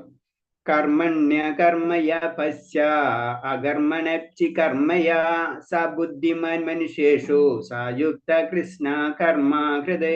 കർമ്മത്തിന്റെയും കർമ്മത്തിൽ അകർമ്മത്തെയും അകർമ്മത്തിൽ കർമ്മത്തെയും കാണുവന്ന അത്തരം മനുഷ്യരിൽ ബുദ്ധിമാൻ. എല്ലാത്തരം കർമ്മങ്ങളിൽ ഏർക്കൊണ്ടിരുന്നാലും അതീന്ദ്രം അവസ്ഥയിലാണ് അയാൾ. അപ്പൊ ഇതില് പറയണെന്ന് വെച്ചാൽ കർമ്മത്തിൽ അകർമ്മം കാണാം, അതുപോലെ അകർമ്മത്തിൽ കർമ്മവും കാണാം. ഈ ലെവലിലേക്ക് ഉയർന്ന വ്യക്തികളെ പറ്റിയാണ് പറഞ്ഞത്. അവരാണ് അതീന്ദ്രിയർ എന്ന് പറഞ്ഞത്. അത് നമുക്ക് നോക്കാനും ഇതിൽ പറയുന്നുണ്ട്. കർമ്മബോധം ഉദിച്ചവർക്ക് വർഗവിവേചന ജാതി ഭേദം ഉണ്ടാവില്ല. കൃഷ്ണാവബോധം ഉദിച്ചവർക്ക്. ഇപ്പൊ ഇതിൽ ഒന്നുകൂടെ ജസ്റ്റ് പറയാൻ പെട്ടെന്ന്. കർമ്മത്തിൽ അകർമ്മത്തെ, നമ്മ ഒരു കർമ്മം ചെയ്യുമ്പോൾ നമ്മൾ എന്തെങ്കിലും ചെയ്യുന്ന കാര്യങ്ങളിൽ അതിലൊന്നും പ്രതീക്ഷിക്കാതിരിക്കുക, അത് കർമ്മത്തിൽ അകർമ്മമായി. അല്ലെ, നമ്മൾ എന്തെങ്കിലും കാര്യം ചെയ്യണ അതിലൊന്നും പ്രതീക്ഷിക്കാതിരിക്കുമ്പോൾ നമ്മൾ കർമ്മം ചെയ്യണ അതിലൊന്നും പ്രതീക്ഷിക്കാതിരിക്കണതാണ് അകർമ്മം. അതാണ് കർമ്മത്തിൽ അകർമ്മം എന്ന് പറഞ്ഞു. ഇനി അകർമ്മത്തിൽ കർമ്മം ചെയ്യാം, നമ്മ ഒന്നും പ്രതീക്ഷിക്കാതിരിക്കുക എന്നിട്ട് കർമ്മം ചെയ്യാം. അതിനൊരു എക്സാമ്പിൾ എന്ന് പറഞ്ഞ് ഭഗവാന്റെ പൂജ ചെയ്യുന്ന കാര്യങ്ങൾ. പൂജ ചെയ്യുമ്പോൾ എന്താണ് നമ്മള് അകർമ്മത്തിലാണ് ചെയ്യുന്നത്. അതായത് നമ്മളൊന്നും പ്രതീക്ഷിക്കണില്ല, പക്ഷെ അതിനുവേണ്ടി നമ്മൾ കർമ്മങ്ങൾ ചെയ്യുന്നുണ്ട്. അല്ലെ, അതാണ് അകർമ്മത്തിൽ കർമ്മം. മറ്റേതാണ് കർമ്മത്തിൽ അകർമ്മം എന്ന് പറയുമ്പോൾ നമ്മൾ ചെയ്യുന്ന എന്തൊരു കാര്യം ചെയ്താലും അതിന് പ്രതീക്ഷിക്കാതിരിക്കുക. എന്തൊരു നമ്മൾ ബലം പ്രതീക്ഷിക്കാത്ത കാര്യങ്ങൾ ചെയ്യാതിരിക്കുക, അതാണ് വൈദികമായിട്ടുള്ള കാര്യങ്ങൾ. അതാണ് കർമ്മത്തിൽ അകർമ്മത്തെയും അതുപോലെ അകർമ്മത്തിൽ കർമ്മത്തെയും കാണുന്നവനത്തെ ബുദ്ധിമാൻ. അപ്പൊ അൾട്ടിമേറ്റ് രണ്ടും അതീന്ദ്ര ലെവലിലേക്ക് മാറും. അത് കർമ്മത്തിൽ അകർമ്മത്തെയും അതുപോലെ അകർമ്മത്തിൽ കർമ്മത്തെയും ചെയ്യുന്നത് എന്ന് പറഞ്ഞു കഴിഞ്ഞാൽ രണ്ട് അതീന്ദ്ര അവസ്ഥയിലേക്കുള്ള കാര്യമാണ്. അതിന് അതീന്ദ്രയിലുള്ള പറഞ്ഞു. അപ്പൊ നമ്മൾ ഇത്രയും ചിന്തിച്ചാൽ മതി. നമ്മൾ പൂജ ചെയ്യുന്ന കാര്യങ്ങൾ നമ്മൾ എന്താണ്, അതിൽ നമ്മളൊന്നും പ്രതീക്ഷിക്കാണ്ടാണ് നമ്മൾ കർമ്മം ചെയ്യുന്നത്. കർമ്മം ചെയ്യുന്നത് ഭഗവാന്റെ കാര്യങ്ങൾ നമ്മൾ ചെയ്തുകൊണ്ടിരിക്കുന്നത്. അപ്പൊ അതാ കർമ്മത്തില് അകർമ്മം ചെയ്യണം. അതേപോലെ തന്നെ നമ്മൾ ചെയ്യുന്ന കാര്യങ്ങളിൽ തിരിച്ചൊന്ന് പ്രതീക്ഷിക്കുക. അത് ഇത്തിരി സംശയം ഉണ്ടാവും, കുറച്ചും കൂടി വരുമ്പോൾ നിങ്ങൾക്ക് അത് ഡീറ്റെയിൽ ആയിട്ട് മനസ്സിലാവും. അപ്പൊ രണ്ടിലും നമ്മളൊന്നും പ്രതീക്ഷിക്കുന്നില്ല, ഭഗവാനെ തന്നെയാണ് കേന്ദ്രീകരിക്കുന്നത്. അങ്ങനെ പെട്ടെന്ന് മനസ്സിലാക്കുക. അതാണ് കർമ്മത്തിൽ അകർമ്മ അകർമ്മത്തിൽ കർമ്മം എന്ന് പറഞ്ഞത്. കൃഷ്ണബോധം ഉദിച്ചവർക്ക് വർഗവിവേചനം ജാതി ഭേദം ഉണ്ടാവില്ല. കാരണം ആ ലെവലിലേക്ക് വരുന്നു കഴിഞ്ഞാല് ഒരിക്കലും അവർക്ക് വർഗോ ജാതിയോ അങ്ങനത്തെ കാര്യങ്ങളൊന്നും ഒരിക്കലും ഉണ്ടാവില്ല. ശ്രീ ഭഗവാൻ പരമാത്മാവ് എന്ന സമ്പൂർണ്ണ അംശത്താൽ സർവ്വ ജീവജാലങ്ങളുടെ ഹൃദയത്തിൽ കുടികൊള്ളുന്നെന്ന ബോധം ഉദിച്ചതുകൊണ്ട് ഭഗവാനുള്ള അവർക്ക് ബന്ധമുള്ള അതുകൊണ്ടും വിനയത്തിനായ പണ്ഡിതന്മാർ സമദൃഷ്ടിയാണ് വീക്ഷിക്കുന്നത്. പിന്നെ പറയുന്നത് വെച്ച് കഴിഞ്ഞാൽ എല്ലാവരുടെ ഉള്ളിലും ആ പരമാത്മാവംശം ആ വ്യക്തി കാണാൻ കഴിയും അതീന്ദ്ര അവസ്ഥയിൽ എത്തുമ്പോ. അതാണ് അവരെ പണ്ഡിതർ എന്ന്. അതിന് ശരിക്കും ഒറിജിനൽ പണ്ഡിതൻ എന്ന് പറയുമ്പോൾ എന്താ, ആ ജീവാത്മാവിനെയും പരമാത്മാവിനെ ദർശിക്കാനുള്ള കഴിവ് അവർക്ക് കിട്ടിയിട്ടുണ്ടാവും. സാധാരണ രീതിയിൽ പറഞ്ഞ ആചാര്യന്മാരുടെ ലെവലിലുള്ള വ്യക്തികൾ, അവർക്കൊക്കെ ശരിക്കും എല്ലാവരെയും കാണാൻ കഴിയും. അപ്പൊ നമുക്കത് തോന്നും. അതിന് ഇതിൽ പറഞ്ഞ അകർമ്മ വികർമ്മം നമ്മൾ പറയുമ്പോഴും അകർമ്മം അതുപോലെ കർമ്മം എന്ന് പറഞ്ഞു ചിലപ്പോ ആചാര്യന്മാര് കാണുമ്പോ അവര് പല കാര്യങ്ങളും ചെയ്തുകൊണ്ടിരിക്കുന്നുണ്ടാവും. അപ്പൊ അവരത് ചെയ്യണമെന്ന് വെച്ച് കഴിഞ്ഞാൽ അത് അവർക്ക് വേണ്ടി ചെയ്യല്ല, അത് മനസ്സിലായി. അത് ഭഗവാന്റെ കാര്യങ്ങൾ ചെയ്യുന്ന കൂട്ടത്തിൽ നമുക്ക് തോന്നുന്ന അവർ കർമ്മം ചെയ്യണം, പക്ഷെ അവർ കർമ്മമല്ല ചെയ്യുന്നത്, മനസ്സിലായി. കർമ്മം ചെയ്യുന്നുണ്ട്, പക്ഷെ നമ്മൾ ഉദ്ദേശിച്ച കർമ്മമല്ല അവർ ചെയ്യുന്നത്. അതിന് പറഞ്ഞത് ആ കർമ്മത്തില് അകർമ്മം കാണുന്നുണ്ട്. നമ്മൾ വിചാരിക്കും അതിന്റെ ഒരു റിസൾട്ട് ഉണ്ട്, പക്ഷെ അവർ അതിനു വേണ്ടിയല്ല ചെയ്യുന്നത്, ഭഗവാന് വേണ്ടി ചെയ്യണം. അതാണ് കർമ്മത്തിൽ അകർമ്മം എന്ന് പറയുന്ന പോയിന്റ്. അപ്പൊ അങ്ങനത്തെ ഉള്ള വ്യക്തികളാണ് എല്ലാവരുടെ ഉള്ളിൽ ഹൃദയത്തിൽ ഭഗവാനെ കാണുന്നത്. പരമാത്മാവ് സർവ്വ ശരീരങ്ങളെയും ഉണ്ടെന്നിരിക്കെ ഒരേ ഒരു പ്രത്യേക ശരീരത്തിന് മാത്രമാണ് ജീവാത്മാവ് കുടികൊള്ളുന്നു എന്ന കൃഷ്ണബോധം സിദ്ധിച്ച ഒരാൾക്ക് ആ വ്യക്തത അറിയാൻ കഴിയും. അപ്പൊ എന്താണ്, നമ്മൾക്ക് ജീവാത്മാവ് എന്ന് പറഞ്ഞത് എല്ലാ ശരീരത്തിലും ഉണ്ടല്ലേ. എനിക്കൊരു ജീവാത്മാവുണ്ട്, അപ്പുറത്തുള്ള വേറൊരു വ്യക്തിക്ക് ജീവാത്മാവുണ്ട്. അപ്പൊ അത് രണ്ടും രണ്ടാണ്. ജീവാത്മാക്കളൊക്കെ സെപ്പറേറ്റ് ആയിരിക്കും, പക്ഷെ പരമാത്മാവ് എല്ലാവരിലുണ്ട്. അത് എന്റെ പരമാത്മാവ് തന്നെയാണ് മറ്റുള്ള വ്യക്തിയുടെയും പരമാത്മാവ്. പരമാത്മാവിന് വ്യത്യാസമില്ല, ജീവാത്മാവിന് മാത്രമാണ് വ്യത്യാസമുള്ളത്. അത് ആ വ്യക്തിക്ക് മനസ്സിലാവും, ആ ലെവലിലേക്ക് ആ വ്യക്തി എത്തും. ജീവാത്മാവിനും പരമാത്മാവിനും ഒന്നിനുള്ള സവിശേഷ അവബോധമുള്ള അവസ്ഥയും സച്ചിദാനന്ദ സ്വഭാവമാണ്. അപ്പൊ ഈ രണ്ടിനും, ജീവാത്മാവാണെങ്കിലും പരമാത്മാവാണെങ്കിലും രണ്ടുപേരും ആയ അവസ്ഥ എന്ന് പറഞ്ഞത് സച്ചിദാനന്ദ അവസ്ഥ. അതിന് സത്യമായിട്ടുള്ളത്, ശാശ്വതമായിട്ടുള്ളത്, സത്യമായിട്ടുള്ളത്, ആനന്ദപൂർവമായിരിക്കും, എപ്പോഴും നിലനിൽക്കുന്നതായിരിക്കും. അത് സത്യമാണ്. അതിന്റെ അപ്പുറത്തേക്ക് ഒരു സത്യമില്ല. അത് എപ്പോഴും ആനന്ദമായിരിക്കും. അതായത് പരമാത്മാവും ജീവാത്മാവും, അതായത് നമ്മുടെ ഉള്ളിലുള്ള ആത്മാവ് എപ്പോഴും ആ സച്ചിദാനന്ദ വിഗ്രഹത്തിൽ തന്നെയാണ്. കാരണം എന്ന് വെച്ചാൽ ഭഗവാന്റെ അംശമാണ് നമ്മൾ, അല്ലെ. ഭഗവാന്റെ അംശം, ഭഗവാൻ പരിപൂർണനാണെങ്കിൽ നമ്മളുടെ ഉള്ളിലുള്ള ആത്മാവും പരിപൂർണം. അതല്ല നമ്മൾ പറയുന്നത്. നമ്മ അതിനൊരു മൈൻഡിൽ നിന്ന് വിട്ട്. ഓക്കെ, ഹരേഷ്ണ. 19ാമത്തെ ശ്ലോകം. യസ്യ സർവസമാരംഭ കാമസങ്കൽപ്പവർജിതാ ജ്ഞാനാഗ്നിദഗ്ധ കർമാണം തമാഹു പണ്ഡിത ബുധ. ഇന്ദ്രിയ സുഖങ്ങൾക്ക് വേണ്ടി ആഗ്രഹിക്കാതെ പ്രയത്നിക്കുന്ന ഒരാളെ ജ്ഞാനി എന്ന് മനസ്സിലാക്കണം. ജ്ഞാനാഗ്നിയിൽ കർമ്മഫലങ്ങളെല്ലാം ഭസ്മീകരിച്ച് പ്രവർത്തകനാണ് അദ്ദേഹം എന്ന് ഋഷീശ്വരന്മാർ പറയുന്നു. അപ്പൊ എന്താണ് ജ്ഞാനി? എന്താണ് ജ്ഞാനി എന്ന് പറഞ്ഞു? ജ്ഞാനി എന്ന് പറയുമ്പോൾ എന്താണ്? ഇന്ദ്രിയ സുഖങ്ങളൊന്നും ആഗ്രഹിക്കാത്ത ഒരു വ്യക്തിയായിരിക്കും. കാരണം ഇന്ദ്രിയ സുഖം എന്ന് പറഞ്ഞത് ഭൗതികതയാണെന്നും ആ ജ്ഞാനിക്ക് മനസ്സിലാവുന്ന ഇതും വെറും ഒരു മായയാണെന്നും ഇതിലൊരിക്കലും സുഖം കിട്ടില്ല എന്ന് മനസ്സിലാക്കുമ്പോൾ അത് ജ്ഞാനി തലത്തിലേക്ക് ഉയരുന്നത്. അങ്ങനെ ജ്ഞാനാഗ്നിയിൽ കർമ്മഫലങ്ങൾ ചെയ്യാന്ന് പറഞ്ഞു കഴിഞ്ഞാൽ ഈ ജ്ഞാനം കിട്ടിയത് കാരണം കൊണ്ട് കർമ്മഫലങ്ങൾ ഉണ്ടാവില്ല. അല്ലെങ്കിൽ കർമ്മഫലങ്ങൾ എങ്ങനെയാണ് നമ്മുടെ കർമ്മത്തെ എങ്ങനെ കൺട്രോൾ ചെയ്യണം ഞാൻ എനിക്ക് മനസ്സിലാവും. അപ്പൊ നല്ല കാര്യങ്ങൾ ചെയ്യും, ചെയ്യാത്ത കാര്യങ്ങൾ ചെയ്യാൻ പാടില്ല. വേദങ്ങളിൽ പറഞ്ഞിട്ടുള്ള, അല്ലെങ്കിൽ അവർക്ക് അറിയാം എന്താ ചെയ്യേണ്ടത്, അത് മാത്രം അത് ചെയ്യും. അതിന്റെ അപ്പുറത്തേക്ക് അവർ കടക്കില്ല. അതാണ് ഒരു ജ്ഞാനി. തെറ്റ് കണ്ടു കഴിഞ്ഞാൽ നമുക്കറിയാം, സാധാരണ രീതിയിൽ സാധാരണ നമ്മളെ രീതിയിൽ തന്നെ ജ്ഞാനി എന്ന്, അല്ലെങ്കിൽ നോളജ് ഉള്ള വ്യക്തി, അല്ലെങ്കിൽ അങ്ങനത്തെ വ്യക്തികൾ എന്ന് പറയുമ്പോൾ അവർക്ക് തെറ്റ് കാണുമ്പോൾ അത് അവർക്ക് കടക്കില്ല, അതിന്റെ അപ്പുറത്തേക്ക് കടക്കില്ല. അതാണ് ജ്ഞാനി, സിമ്പിൾ ആയിട്ട് പറഞ്ഞു കഴിഞ്ഞാൽ. മനസ്സിന്റെ സമനില ആത്മസാക്ഷാത്കാരത്തിന്റെ ലക്ഷണമാണ്. ആത്മസാക്ഷാത്കാരം സമനില. ദുഃഖം ഉണ്ടായാലും സന്തോഷം ഉണ്ടായാലും അതൊക്കെ ഭൗതികതയാണ്, ആത്മീയത അല്ല എന്ന് മനസ്സിലാക്കുന്നതാണ് ആത്മസാക്ഷാത്കാരം. അതാണ് സമാധി എന്ന് പറയുന്നത്. ആത്മജ്ഞാനത്തിലൂടെ സമഭാവനയിലേക്ക് വരുമ്പോൾ ബന്ധാവസ്ഥയിൽ നിന്ന് മുക്തനാവും. പിന്നെ ആ ജീവന് ഭൗതിക ലോകത്തിൽ പിറവില്ല. അപ്പൊ ആത്മീയ ലോകത്തിലേക്ക് ആത്മജ്ഞാനം, ആ ജ്ഞാനം കിട്ടിക്കഴിഞ്ഞാൽ ഇത് ഭൗതിക ലോകമാണ്, ഇത് വെറും മായാണെന്ന് മനസ്സിലാക്കുകയും അങ്ങനെ മാറിക്കഴിഞ്ഞാൽ ഓട്ടോമാറ്റിക്കായിട്ട് എന്താണ് ആ വ്യക്തി അല്ലെങ്കിൽ ആത്മാവ് ബദ്ധാവസ്ഥയിൽ നിന്ന് മുക്തനാവും. അവിടെ മുകുതൻ അല്ലെങ്കിൽ മുക്തതലത്തിലേക്ക് നമ്മൾ ഉയരും. പിന്നെ ജീവന് ഒരു പ്രാവശ്യം അങ്ങനെ മുക്തതലത്തിലേക്ക് ഉയർന്നു കഴിഞ്ഞു കഴിഞ്ഞാൽ, സത്യം മനസ്സിലാക്കി കഴിഞ്ഞാൽ പിന്നെ ഭൗതിക ലോകത്തിലേക്ക് വരേണ്ട ആവശ്യമില്ല. ഇത് ശരിക്കും മനസ്സിലാക്കാൻ രണ്ടും രണ്ട് തന്നെയാണ്.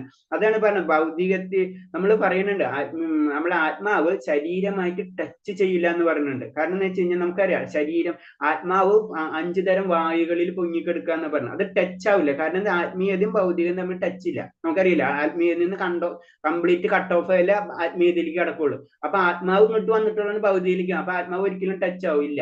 അങ്ങനെ ആത്മാവ് ഒരിക്കലും ടച്ച് ആവില്ല. ശരിക്കും പറയില്ല, പെട്രോളും വെള്ളം പോലെ തന്നെ ഒരിക്കലും ടച്ച് ആവില്ല. പക്ഷെ അതിന് ചുറ്റുമുള്ള മാലിന്യങ്ങൾ കൊണ്ടാണ് അത് അങ്ങനെ ഫീൽ ചെയ്യുന്നത്. അതൊരിക്കലും ഭൗതികമായിട്ട് ടച്ച്, ആ സത്യം മനസ്സിലാക്കി കഴിഞ്ഞാൽ പിന്നെ അത് ആത്മീയതയിലേക്ക് കടക്കും. അതിന് മനസ്സിലായി, ആത്മാവ് ഒരിക്കലും ഭൗതികതമായിട്ട് ടച്ച് അല്ല. അതിന് പറഞ്ഞപ്പോഴും പറയാറുണ്ടല്ലോ, ആത്മാവ് ഒന്നും ചെയ്യുന്നില്ല, ചെയ്യിപ്പിക്കുന്നില്ല. അപ്പൊ പിന്നെ ആരത് ചെയ്യിപ്പിക്കുന്നത്? മനസ്സിലായി? അപ്പൊ അങ്ങനെ ഒരു ചോദ്യം വരുമല്ല. അപ്പൊ അതിന് പറഞ്ഞ ത്രികോണങ്ങളിൽ നിന്നാണ് അതൊക്കെ ചെയ്യിപ്പിക്കുന്നത്. അതിനാണ് അതിലേക്ക് പോണത്. അത് രാഗദോഷങ്ങളല്ലാത്തിനാൽ ഭഗവാൻ ദോഷരഹിതനാണ്. അപ്പൊ ഭഗവാന്റെ കാര്യം പറഞ്ഞത്, പിന്നെ ഭഗവാനെ സംബന്ധിച്ച് ഇതിനായിട്ട് ഭൗതിക ലോകമായിട്ട് ബന്ധമില്ല. കാരണം അൾട്ടിമേറ്റ് ഭഗവാന്റെ ശക്തിയായ പ്രകൃതിയാണ് ഇതിനൊക്കെ കൺട്രോൾ ചെയ്യുന്നത്. ഭഗവാൻ സൃഷ്ടിച്ചെന്ന് മാത്രമേ ഉള്ളൂ.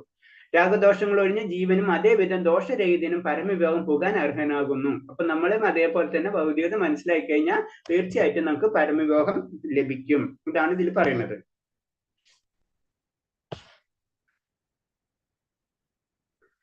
അടുത്ത ശ്ലോകം. തിക്ത കർമ്മഫലസംഗം നിത്യോ തൃപ്തോ നിരാശ്രയ കർമ്മണ്യഭിപ്രപ്തോപി നൈവ കിഞ്ചിത് കരോതി സ.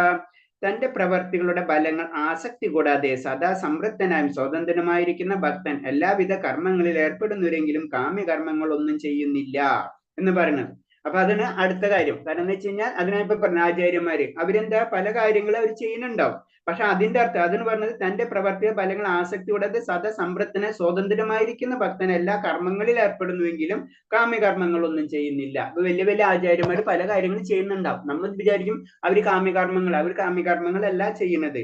അവര് ആ ഡ്യൂട്ടി നിറവേറ്റുന്നു മാത്രമേ ഉള്ളൂ. മനസ്സിലായോ? ഭഗവാന്റെ സിസ്റ്റം അതേപോലെ ഫോളോ ചെയ്യാന്നല്ലാണ്ട് അവര് ആ സമയത്ത് തന്നെ ശരീരം അല്ലാത്ത ഒരു അവസ്ഥയിലേക്ക് അവർ പോയി കഴിഞ്ഞാൽ, ഒരു മുക്താവസ്ഥയിലേക്ക് പോയി കഴിഞ്ഞാൽ, മുക്താവസ്ഥയിൽ പിന്നെ ചെയ്യുന്ന എല്ലാ കാര്യങ്ങളും ആത്മീയ കാര്യങ്ങളായിരിക്കും. അപ്പൊ അതിൽ കാമ്യകർമ്മങ്ങളായിട്ട് ബന്ധമില്ല. അതാണ് ഭക്തൻ എന്ന് പറയുമ്പോഴുള്ള കാര്യം പറയുന്നത്.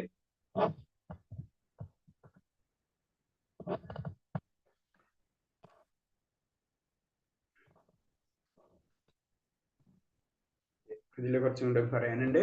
ഇതിൽ പറഞ്ഞത് ശരീരം താനും ഒന്നാണെന്നുള്ള മിഥ്യബോധം ഉണ്ടാവുന്നില്ല എന്നാണ് ആത്മസാക്ഷാത്കാരം സിദ്ധിച്ച മനുഷ്യന്റെ ലക്ഷണം. അപ്പൊ ആത്മസാക്ഷാത്കാരം എന്ന് പറയുമ്പോൾ അതിന്റെ ഉദ്ദേശത്തോട് ഞാൻ ശരീരമല്ല, ഞാൻ ആത്മാവാണ് എന്ന് നമ്മളെ മനസ്സിലാകുന്ന ഒരു സമയമുണ്ട്. അതാണ് നമ്മുടെ ആത്മസാക്ഷാത്കാരം.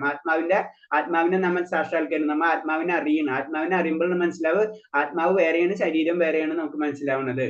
താൻ ഇക്കാണുന്ന ദേഹമെല്ലാം ഭഗവാന്റെ ഒരു അംശമാണെന്നും അയാൾക്ക് നല്ലവണ്ണം അറിയാം. അതുകൊണ്ട് ഏതെങ്കിലും ഒരു നേട്ടത്തിൽ മതിമറന്ന് ആഹ്ലാദിക്കാറില്ല.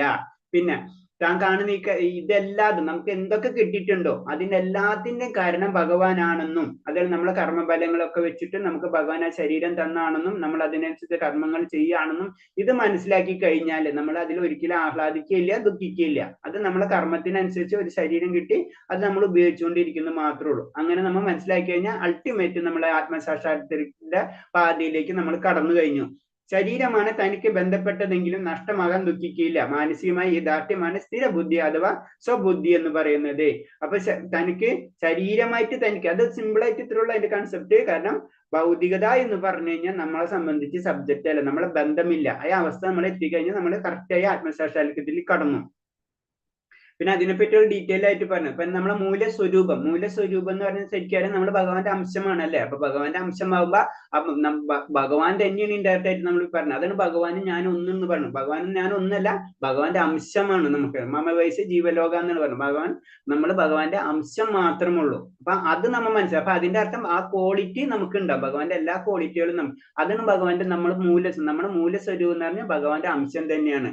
അത് മനസ്സിലാക്കുമ്പോഴാണ് നമ്മൾ ബ്രഹ്മസാക്ഷാത്കാരം, ആത്മസാക്ഷാത്കാരോ ബ്രഹ്മം എന്ന് പറയുമ്പോൾ പല രീതിയിൽ ബ്രഹ്മത്തെ പറയും. ഒന്നില്ലെങ്കിൽ നമ്മളെ ഹൃദയത്തിന് നമ്മുടെ ആത്മാവിനെ തന്നെ ബ്രഹ്മം എന്ന് പറയും. ചിലപ്പോൾ പരമാത്മാവ് അല്ലെങ്കിൽ ആത്മാവ് അല്ലെങ്കിൽ ഭഗവാന്റെ കംപ്ലീറ്റ് ആ ലോകത്തെ തന്നെ പറയും, അല്ലെങ്കിൽ പ്രപഞ്ചത്തെ തന്നെ പറയും. അങ്ങനെ ബ്രഹ്മം എന്ന് പറയുമ്പോൾ ഒരു പർട്ടിക്കുലർ പോയിന്റ് അല്ല, പല രീതിയിൽ അതിന് പല രീതിയിലും മീനിങ്ങൾ വരാറുണ്ട്. അപ്പൊ ബ്രഹ്മം സാധാരണ രീതിയിൽ പറയുമ്പോൾ എല്ലാ ലോകത്തിന് എല്ലാത്തിനും കൂടെ കണക്ട് ചെയ്തിട്ട് ആത്മീയമായിട്ടുള്ള എല്ലാ കാര്യത്തിനും ഉൾപ്പെട്ടിട്ട് ബ്രഹ്മം എന്ന് പറയും. അതിൽ ഭഗവാന്റെ ആ രൂപം കാണുമ്പോ ബ്രഹ്മസാക്ഷാത്കാരം എന്ന് പറയുന്നത് ഭഗവാന്റെ പ്രകാശം അല്ല, ജ്യോതിസ്, അതിനാണ് ബ്രഹ്മം എന്ന് പറയുന്നത്. അപ്പൊ അങ്ങനെയും പറയും. ശരിക്കും അതാണ് ബ്രഹ്മസാക്ഷാത്കാരം എന്ന് പറയുന്നത്. പക്ഷെ നമ്മളുടെ ഉള്ളിൽ ഇരിക്കുന്നത് ആ ബ്രഹ്മത്തിന്റെ തന്നെ ഒരു അംശമാണ്. അപ്പൊ അതാണ് നമ്മളെ ആത്മാവിനെ നമ്മൾ ബ്രഹ്മം എന്ന് പറയുന്നത്. അപ്പൊ അങ്ങനെ നോക്കിക്കഴിഞ്ഞാൽ എല്ലാവരുടെയും ബ്രഹ്മത്തിന്റെ ഒരു അവസ്ഥ നമുക്ക് കാണാൻ കഴിയും. അതിനെല്ലാതും ബ്രഹ്മമായി എന്ന് പറയുന്നത്. പിന്നെ ഭൗതിക ഭോഗങ്ങളിൽ ലൈംഗിക സുഖമാണ് മുഖ്യം. ഇതിന് മാസ്മരിക ശക്തിക്ക് വഴങ്ങിയാണ് ഈ പ്രപഞ്ചം തന്നെ പ്രവർത്തിച്ചു പോരുന്നത്. അതറിയാം, നമ്മൾ ഈ ലോകം തന്നെ നിലനിർത്തുന്നത് ലൈംഗിക സുഖങ്ങളും ഭൗതികമായ കാര്യങ്ങളിലാണ് ഈ ലോകം. അതെന്ന് പറഞ്ഞാൽ 99% രജോ ഗുണങ്ങളായിരിക്കും, ആഗ്രഹങ്ങളായിരിക്കും. ആഗ്രഹങ്ങൾ തീർക്കുന്നതിന് വേണ്ടിയാണ് ഭൗതിക ലോകം എന്ന് അവർ തെറ്റിദ്ധരിച്ച് അതിനനുസരിച്ച് പ്രവർത്തിച്ചുകൊണ്ടിരിക്കും. അതിനനുസരിച്ച് ക്ലേശങ്ങൾ കിട്ടും, അതിങ്ങനെ കറങ്ങിക്കൊണ്ടിരിക്കും. ആത്മസാക്ഷാത്കാരവും ലൈംഗിക സുഖവും ഒരിക്കലും പൊരുത്തപ്പെട്ടു പോകില്ല. അപ്പൊ രണ്ടും കൂടെ ഒന്നിച്ച് നമുക്ക് കിട്ടില്ല. ഒന്നിന് ഭൗതികതം അല്ലെങ്കിൽ ആത്മീയതം. അപ്പൊ നമ്മൾ ചെയ്യേണ്ടതെന്ന് വെച്ചാൽ നമ്മൾ കുറച്ചു നേരത്തെ പറഞ്ഞ പോലെ നമ്മൾ മാലിന്യമായിട്ടാണെങ്കിൽ നമ്മൾ പതുക്കെ പതുക്കെ എന്താണ് ആത്മീയതയിലേക്ക് കടക്കാം. നമുക്ക് ഇത് വിടണം, നമ്മൾ വിടാണ്ട് അത് മുക്തി. അതെല്ലാം നമ്മൾ പറയാം, ലാസ്റ്റ് വരുന്ന മുക്തി പദത്തിലേക്ക് കടക്കണമെങ്കിൽ ഭൗതിക വിടണം. പക്ഷെ അതൊറ്റയ്ക്ക് വിടാൻ പറ്റില്ല. പതുക്കെ പതുക്കെ നമ്മൾ ഗ്രാജുവലായിട്ട് മുന്നേറാനേ നമുക്ക് കഴിയുള്ളൂ. കൃഷ്ണപദം സിദ്ധിച്ചാൽ മഹാത്മാവാകിയാൽ ഏത് വിശേഷങ്ങളിൽ അനാശ്രവനായിരിക്കും. അപ്പൊ ഭക്തനെ സംബന്ധിച്ച് പറയണേ, കാരണം ആ ലെവലിൽ എത്തിക്കഴിഞ്ഞാൽ പിന്നൊന്നും ഭൗതികമായിട്ടുള്ള യാതൊരു കണക്ഷനും ആ വ്യക്തിക്ക് ഉണ്ടാവില്ല. പിന്നെ അടുത്ത ശ്ലോകം, നിരാശിർയതചിതാത്മാ തിക്തോ സർവപരിഗ്രഹ ശരീരം കേവല കർമ്മ കുർവന്നോപി കിൽബിഷം. മനസ്സിനെയും ബുദ്ധിയെയും പൂർണ്ണമായി നിയന്ത്രിച്ച് തന്റെ സമ്പത്തിലും നേട്ടങ്ങളിലും ഉടമവകാശ ബോധം ഉപേക്ഷിച്ചും ജീവിതത്തിന് അത്യാവശ്യ കർമ്മങ്ങൾ മാത്രം ഏർപ്പെട്ടുകൊണ്ടിരിക്കുന്ന ജ്ഞാനിക്ക് കർമ്മത്തിന്റെ പാപഫലങ്ങൾ ഏൽക്കേണ്ടി വരില്ല എന്ന് പറയുന്നത്. അപ്പൊ ഇതിലെന്താ, ഇതിലൊരു കാര്യം ക്ലിയർ ആയിട്ട് പറയുന്നുണ്ട്, നമ്മൾ ഇത് ശ്രദ്ധിക്കണം. ജീവിതത്തിന് അത്യാവശ്യ കർമ്മങ്ങളിൽ മാത്രമേ, അപ്പൊ ജീവിതത്തിന് അത്യാവശ്യ കർമ്മങ്ങൾ നമ്മൾ ചെയ്തേ പറ്റൂ. അതും കൂടെ ഒരു മീനിങ് ഉണ്ട് നമുക്ക്. അപ്പൊ നമ്മൾ പറയുമ്പോൾ ശ്രദ്ധിക്കണം. അതിന് ഭഗവാൻ പറഞ്ഞിട്ടുള്ള കാര്യങ്ങൾ അതിന്, കാരണം നമ്മളിപ്പോ പഠിക്കുന്നത് എന്ന് വെച്ച് കഴിഞ്ഞാൽ ആറ് അധ്യായം വരെയാണ്. 6 അധ്യായം വരുന്ന കർമ്മയോഗമാണ്. നമ്മൾ കർമ്മങ്ങൾ ചെയ്യുമ്പോൾ ഭഗവാനെ സമർപ്പിച്ച് ചെയ്യണമെന്ന് മാത്രം ഭഗവാൻ പറയുന്നുള്ളൂ. ലാസ്റ്റ് എത്തുമ്പോഴാണ് എല്ലാ കർമ്മങ്ങൾക്കും നമ്മൾ വെടിയാന്ന് പറയുന്നത്. അത് എത്തുമ്പോൾ സമാധി പൊസിഷൻ അല്ല മുക്തി പദത്തിലേക്ക് നമ്മൾ എത്തിയിട്ടുണ്ടാവും. ഇപ്പൊ ഇവിടെ എന്നൊക്കെ പറഞ്ഞത് നമ്മളെ കർമ്മങ്ങളൊക്കെ ചെയ്യണം. അതിന് ജ്ഞാനിയാണെങ്കിലും ജ്ഞാനിക്ക് ജ്ഞാനിയുടേതായ ചില കർമ്മങ്ങൾ ഉണ്ടാവും. അപ്പൊ ആ കർമ്മങ്ങൾ നമ്മൾ ചെയ്തേ തീരൂ എന്നാണ് ഇതിൽ പറയുന്നത്.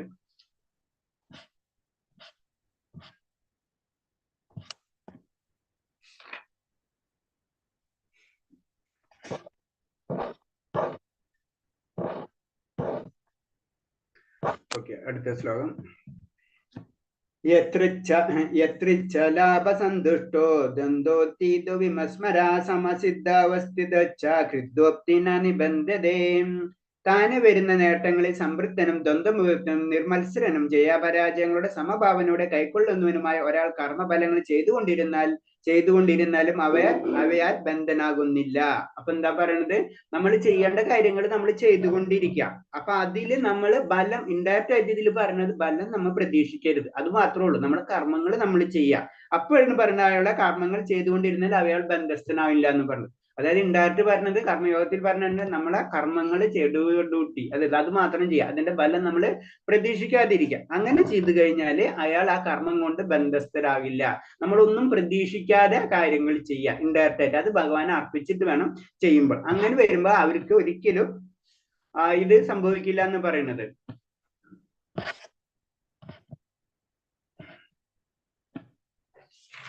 ഓക്കെ, അടുത്ത ശ്ലോകം. ബ്രഹ്മാർപ്പണം ബ്രഹ്മഹവീർ ബ്രഹ്മാത്മോ ബ്രഹ്മണോഹുതം ബ്രഹ്മയുക്തേന ഗദ്ദിവ്യം ബ്രഹ്മകർമ്മ സമാധിന. കൃഷ്ണബോധത്തിൽ മുഴുകിയ ഒരാൾ ആധ്യാത്മിക പ്രവർത്തനങ്ങൾക്കായി സ്വയം സമർപ്പണം ചെയ്തുകൊണ്ട് നിശ്ചിതമായി ആത്മീയ ലോകത്തിൽ എത്തിച്ചേരും. അങ്ങനെ യജ്ഞത്തിന്റെ ഹവിസും യജ്ഞയും രണ്ടും ആത്മീയ സ്വഭാവം ഉള്ളവയാണ് എന്ന് പറയുന്നത്. അപ്പൊ ഈ യജ്ഞത്തിൽ ഹവിസും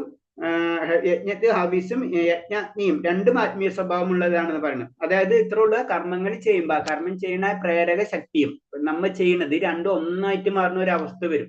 മനസ്സിലായി? നമ്മൾ ചെയ്യുന്ന ഒക്കെ അതീന്ദ്രിയായിട്ട് മാറും. അതാണ് ഇതിൽ പറഞ്ഞത്. ഇതിൽ പറഞ്ഞ മുക്തനായ ഒരാൾ ബാഹ്യവും ഭൗതികമായും സുഖം ഗ്രഹിക്കില്ല. ഇതത്തെ ബ്രഹ്മഭൂതാവസ്ഥ. അപ്പൊ ബ്രഹ്മഭൂതാവസ്ഥ എന്ന് പറഞ്ഞത് രണ്ടും ഒരിക്കലും ഭൗതികമായിട്ട് നമ്മൾ ആഗ്രഹിക്കില്ല. അപ്പൊ ബ്രഹ്മഭൂതാവസ്ഥ, അൾട്ടിമേറ്റ് ബ്രഹ്മം ആയ അവസ്ഥയിലേക്ക് നമ്മൾ മാറിയിട്ടുണ്ടാവും. ബ്രഹ്മഭൂതാവസ്ഥ ഈ നിലയിലെത്തുന്ന യോഗി സ്വതമായ ഭാഗവതം പ്രാപിക്കുന്ന ഉറപ്പാണ്. അതായത് ഇത്രേ ഉള്ളൂ. ഇപ്പൊ എല്ലാത്തിലും നമുക്ക് മനസ്സിലാക്കി കഴിഞ്ഞാൽ വളരെ സിമ്പിൾ ആണ് കൺസെപ്റ്റ്. ഭൗതികമായിട്ടുള്ള കാര്യങ്ങളിൽ നിന്ന് എത്ര നമ്മൾ പിൻവലിയുന്നോ അത്ര നമ്മൾ ആത്മീയിലേക്ക് വരും.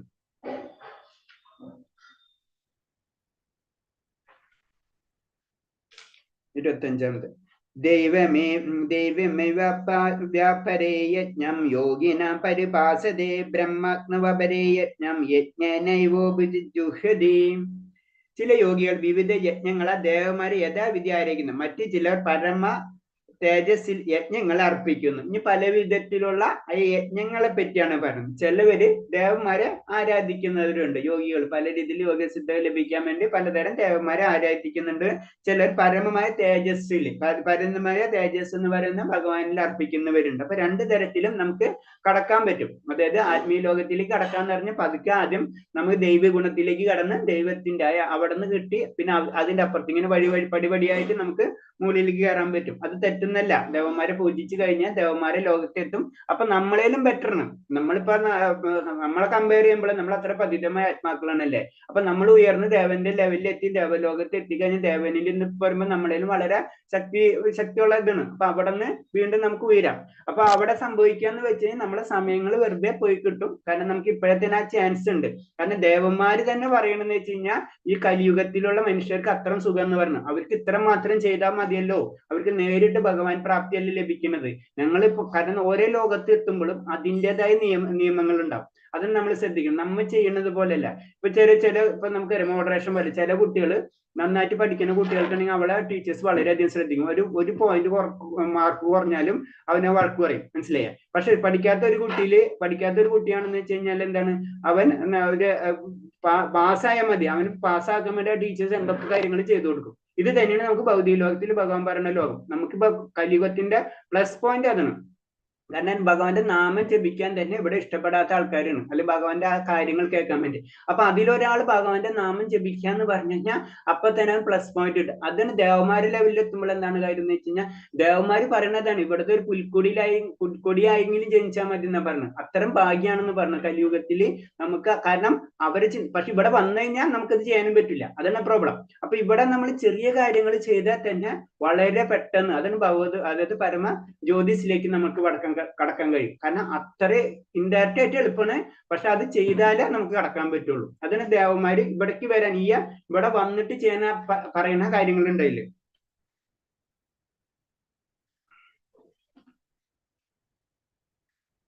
ഇതില് കൃഷ്ണബോധമുള്ളവർക്ക് സർവ്വ ജീവജാലങ്ങളുടെയും ക്ഷേമം ഉദ്ദേശിച്ചുകൊണ്ട് പ്രവർത്തിക്കാൻ സാധിക്കൂ. അത് നമുക്കറിയാം. കാരണം എന്ന് വെച്ച് കഴിഞ്ഞാൽ ആ ഒരു കൃഷ്ണബോധം വന്നു കഴിഞ്ഞാൽ മറ്റുള്ളൊരു സുഖം നമ്മുടെ സുഖം, മറ്റുള്ള ദുഃഖം നമ്മുടെ ദുഃഖം, ആ ഒരു അവസ്ഥയിലേക്ക് പോയിരിക്കും. അതിന് കൃഷ്ണബോധം എന്ന് പറഞ്ഞു. കാരണം ഭഗവാന്റെ അംശങ്ങളാണ്. അല്ലാതെ അത് മനസ്സിലാക്കുന്ന ഒരു അവസ്ഥ എത്തിക്കഴിഞ്ഞാലേ കൃഷ്ണബോധം നടക്കുള്ളൂ. അപ്പൊ അതാണ് കൃഷ്ണബോധം എന്ന് പറയുന്നത്.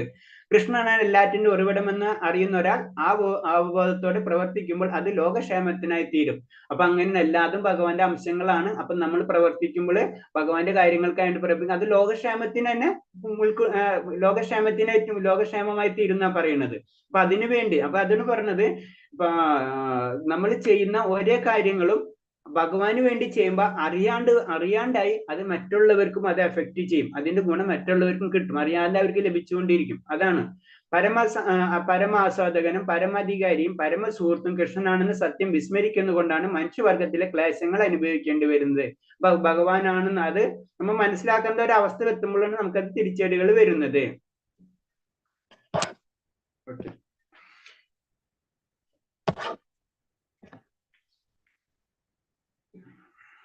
അടുത്ത ശ്ലോകം. ശ്രോതാദീനേന്ദ്രിയാണ്യോ സമയജ്ഞേഷു ജുഹതി ശബ്ദാദീൻ വിഷയാനന്യ ഇന്ദ്രിയജ്ഞേഷു ജുഹതി.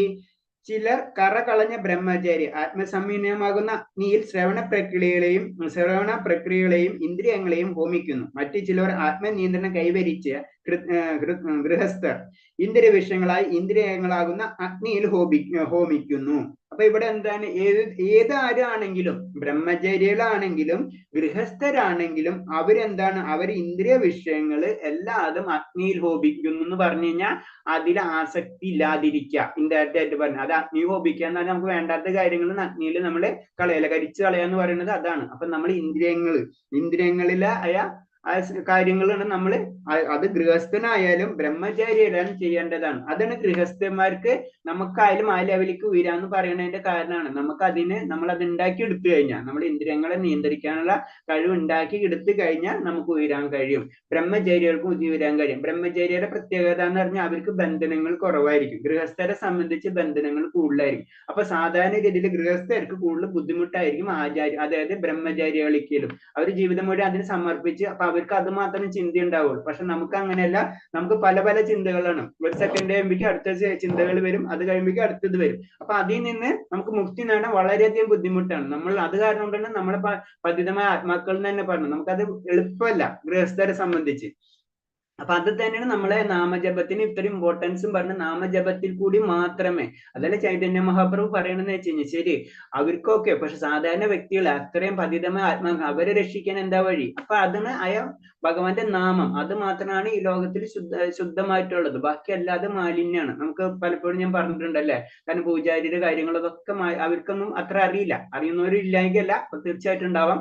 പക്ഷെ അതല്ല സാധാരണ രീതിയിൽ. അപ്പൊ അങ്ങനെ വരുന്ന പൂജകൾക്കൊന്നും അത്ര നമുക്ക് ബലം കിട്ടില്ല. അപ്പൊ ഭഗവാന്റെ നാമം തന്നെയാണ് ഏറ്റവും ഇമ്പോർട്ടൻസ്. ഭഗവാന്റെ നാമജപം എന്ന് പറഞ്ഞത് ഭഗവാന്റെ നാമരൂപ ഗുണ ലീലകൾ എല്ലാതും ഒന്ന് തന്നെയാണ്. അത് നമുക്ക് അറിയാത്തതാണ്. നമ്മൾ ആ അതീന്ദ്ര അവസ്ഥയിൽ അറിയാത്ത ആ ലെവലിൽ അല്ലാത്ത കാരണം കൊണ്ട് നമുക്കറിയില്ല. ഭഗവാന്റെ നാമം എന്ന് പറയുന്നതും അത് അതീന്ദ്രിയ തന്നെയാണ്. ആ ഭഗവാന്റെ ഏത് സേവനവും അതീന്ദ്രിയ തന്നെയാണ്. ഒരാൾ നാമം ജപിക്കുന്നു, ഒരാൾ ഭഗവാന്റെ അമ്പലം ക്ലീൻ ചെയ്യുന്നത് അടക്കം ഒരേ ലെവലിലേക്ക് വരും. അത് രണ്ടും അതീന്ദ്രിയതയാണ്. ഭഗവാന്റെ കാര്യങ്ങൾ എന്ത് ചെയ്യണതോ അതൊക്കെ അതീന്ദ്രിയമായ അവസ്ഥയിലേക്ക് പോയിക്കൊണ്ടിരിക്കും. അതാണ് ലാസ്റ്റ് അദ്ദേഹത്തിൽ ഡീറ്റെയിൽ ആയിട്ട് പറയുന്നുണ്ട്. നമുക്ക് നാമം ജപിക്കാൻ പറ്റാത്തത്, ഭഗവാന്റെ സേവനം ചെയ്യാൻ പറ്റാത്തവർ എന്ത് ചെയ്യും? അടുത്ത ചോദ്യം. അപ്പൊ ഭഗവാൻ പറയുന്നുണ്ട് അത് ചെയ്യാൻ പറ്റാത്തവർ ഇന്നത് ചെയ്യും, അതും ചെയ്യാൻ പറ്റാത്തവർ, അങ്ങനെ സെക്ഷൻസ് കുറെ പറഞ്ഞു തരുന്നുണ്ട്. മനസ്സിലായി? അപ്പൊ ഏത് പേർക്കും എല്ലാവർക്കും അതിലേക്ക് കടത്തണം. ഇപ്പൊ നമ്മൾ കോളേജിലും സ്കൂളില് ടീച്ചേഴ്സ് പറയുന്നവരെ ഇത്രയും പഠിച്ചു കഴിഞ്ഞാൽ ഈ മാർക്ക് കിട്ടും, അതും പഠിച്ചില്ലെങ്കിൽ അപ്പൊ ഇത്രയെങ്കിലും പഠിക്കുക, അപ്പോൾ അതും പഠിച്ചില്ലെങ്കിൽ ലാസ്റ്റ് ഇത്ര ഒരു 10 ക്വസ്റ്റ്യൻ പഠിക്കാൻ നിങ്ങൾ പാസ്സാവും എന്ന് പറഞ്ഞ പോലെ തന്നെ ഭഗവാൻ കാര്യങ്ങൾ നമുക്ക് ഡീറ്റെയിൽ ആയിട്ട് പറഞ്ഞു തരുന്നുണ്ട്. അദ്ദേഹത്തിൽ വരുമ്പോൾ നമുക്കത് നോക്കാം.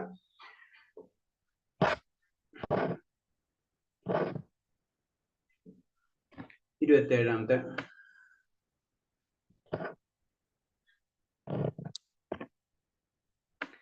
സർവാണി ഇന്ദ്രിയാണി കർമാണി പ്രാണകർമാണി ചാപരേ ആത്മസംയമന യോഗജ്ഞോ ജുഹതി ജ്ഞാനദീപദേ. ആത്മസാക്ഷാത്കാരം നേടുന്നതിൽ തൽപരായ മറ്റു ചിലർ ഇന്ദ്രിയങ്ങളുടെയും മനസ്സിന്റെയും നിയന്ത്രണത്തിലൂടെ എല്ലാ ഇന്ദ്രിയ പ്രവണങ്ങളെയും പ്രാണപ്രവർത്തനങ്ങളെയും നിയന്ത്രിതമാകുന്ന അഗ്നിയിൽ ഹോമിക്കുന്നു. ഇത് മെയിൻ ആയിട്ട് പറയുന്നത് യോഗികളുടെ കാര്യങ്ങളാണ്. അപ്പൊ യോഗികളെ പ്രത്യേകിച്ച് നമുക്കറിയാം അഷ്ടാംഗ യോഗമാണ് സാധാരണ രീതിയിൽ നമുക്കുള്ളത് അല്ലെ, സാധാരണ നമുക്ക് അറിയപ്പെടുന്നത്. അപ്പൊ അതിൽ വരുന്നത് യമ നിയമ ആസനം പ്രാണായാമം പ്രത്യാഹാരം ധാരണ ധാന സമാധി, അങ്ങനെ 8 വിഭാഗങ്ങളുണ്ട് അഷ്ടാംഗ യോഗം എന്ന് പറയുന്നത്. അവരും അൾട്ടിമേറ്റ് ചെയ്യുന്നത് ഇത് തന്നെയാണ്. അവർ ഇന്ദ്രിയങ്ങൾ എന്താണ്, അത് ഇന്ദ്രിയങ്ങളുള്ള ആസക്തി മുഴുവനും അഗ്നിയിൽ ഹോമിക്കണം. അപ്പൊ എല്ലാവരും ചെയ്യണത് ഏത് ലെവലും ബ്രഹ്മചാരി ആയാലും ഗൃഹസ്ഥനായാലും ആത്മീയമാണ് ഉദ്ദേശമെങ്കിൽ അൾട്ടിമേറ്റ് എന്ത് ചെയ്യണം? അവര് മനോനിയന്ത്രണത്തിലുള്ള എല്ലാ ഇന്ദ്രിയങ്ങളും പ്രവർത്തനങ്ങളും പ്രാണപ്രവർത്തന നിയന്ത്രണം മനസ്സിൽ അഗ്നിയിൽ ഹോമിക്കുന്നു. അവരും അഗ്നിയിൽ ഹോമിച്ചേ പറ്റുള്ളൂ. അതായത് അത് കരിച്ചു കളയണം. നമ്മൾ ഇന്ദ്രിയമായിട്ടുള്ള ആഗ്രഹങ്ങളെ മുഴുവനും കരിച്ചു കളയണം. അത് തന്നെയാണ് പറഞ്ഞത്. അപ്പൊ ഇതിൽ പറഞ്ഞ യമം എന്ന് പറഞ്ഞാൽ ഞാൻ പറഞ്ഞൊന്നും അറിയില്ല, എന്നൊന്നുകൊണ്ട് റിപ്പീറ്റ് ചെയ്യാം. യമം എന്ന് പറഞ്ഞാൽ നമ്മൾ ചെയ്യാൻ പാടില്ലാത്തത്, നിയമം എന്ന് പറഞ്ഞാൽ നമ്മൾ ചെയ്യേണ്ടത്, ആസനം എന്ന് പറഞ്ഞാൽ നമ്മുടെ ശരീരം ബലപ്പെടുത്തേണ്ടതായിട്ടുള്ള കാര്യങ്ങൾ അത് നമ്മൾ ചെയ്യണം. നമുക്ക് ശരീരം വേണം അല്ലെ, ശരീരം അത് പറയുന്നുണ്ടല്ല.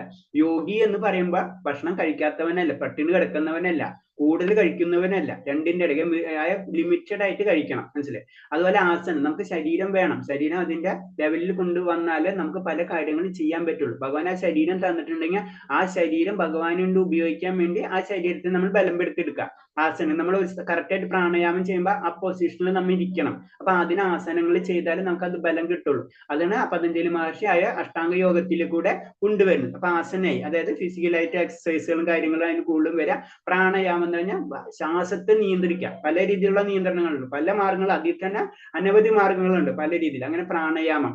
പിന്നെ അത് കഴിഞ്ഞിട്ട് പ്രത്യാഹാരം എന്ന് പറയുമ്പോൾ നമ്മളെ ഇന്ദ്രിയങ്ങളൊക്കെ നിയന്ത്രിക്കാനുള്ള കഴിവ് അങ്ങനെ നമ്മൾ കൊണ്ടുവരണം. ധാരണം എന്ന് പറയുമ്പോൾ കോൺസെൻട്രേഷൻ, മനസ്സിനെ നമ്മൾ കോൺസെൻട്രേറ്റ് കൊണ്ടുചേരണം. പിന്നെ ധ്യാനം എന്ന് പറയുമ്പോഴാണ് നമ്മളെ ഭഗവാന്റെ പരമാത്മാ സാക്ഷാത്കാരത്തിലേക്ക് അതിലേക്ക് കടക്കണം. അല്ലെങ്കിൽ നമ്മളെ ആത്മാവിനെ കാണുകയും ആ പോയിന്റിൽ നമ്മൾ ഒരു സ്ഥിരമായിട്ട് നിൽക്കുക. പിന്നെ സമാധി എന്ന് പറയുമ്പോഴാണ് അൾട്ടിമേറ്റ് ആനന്ദം എന്നുള്ള ആ പരമാനന്ദം അല്ലെങ്കിൽ ആത്മാവിന്റെ ആനന്ദത്തിനുള്ള പൊസിഷനിലേക്ക് നമ്മൾ എത്തും. അവിടെ എത്തുമ്പോഴാണ് മുക്തിപദത്തിലേക്ക് നമ്മൾ കടക്കുന്നത്. ആ മുക്തിപദം എന്ന് പറയുന്നത് പരമാത്മാ സാക്ഷാത്കാരം സാക്ഷാത്കാരത്തിലേക്ക് അവർക്ക് കടക്കാൻ പറ്റും. ജ്ഞാനയോഗികൾക്ക് എന്ന് പറഞ്ഞു കഴിഞ്ഞാൽ ബ്രഹ്മസാക്ഷാത്കാരവും പരമാത്മാ അതായത് യോഗികൾക്ക് എന്ന് പറഞ്ഞത് പരമാത്മാ സാക്ഷാത്കാരം, ഭക്തന്മാർക്ക് ഭഗവാൻ സാക്ഷാത്കാരമാണ്. അപ്പൊ അത് പറഞ്ഞു. അപ്പൊ ഇവര് ആരെന്ത് ചെയ്താലും അവിടെ ഒരു കാര്യം വരുന്നുണ്ട്, ഇന്ദ്രിയ ആഗ്രഹങ്ങളെ നമ്മൾ കൺട്രോൾ ചെയ്തേ പറ്റൂ. അതാണ് ഇതിൽ പറയുന്നത്.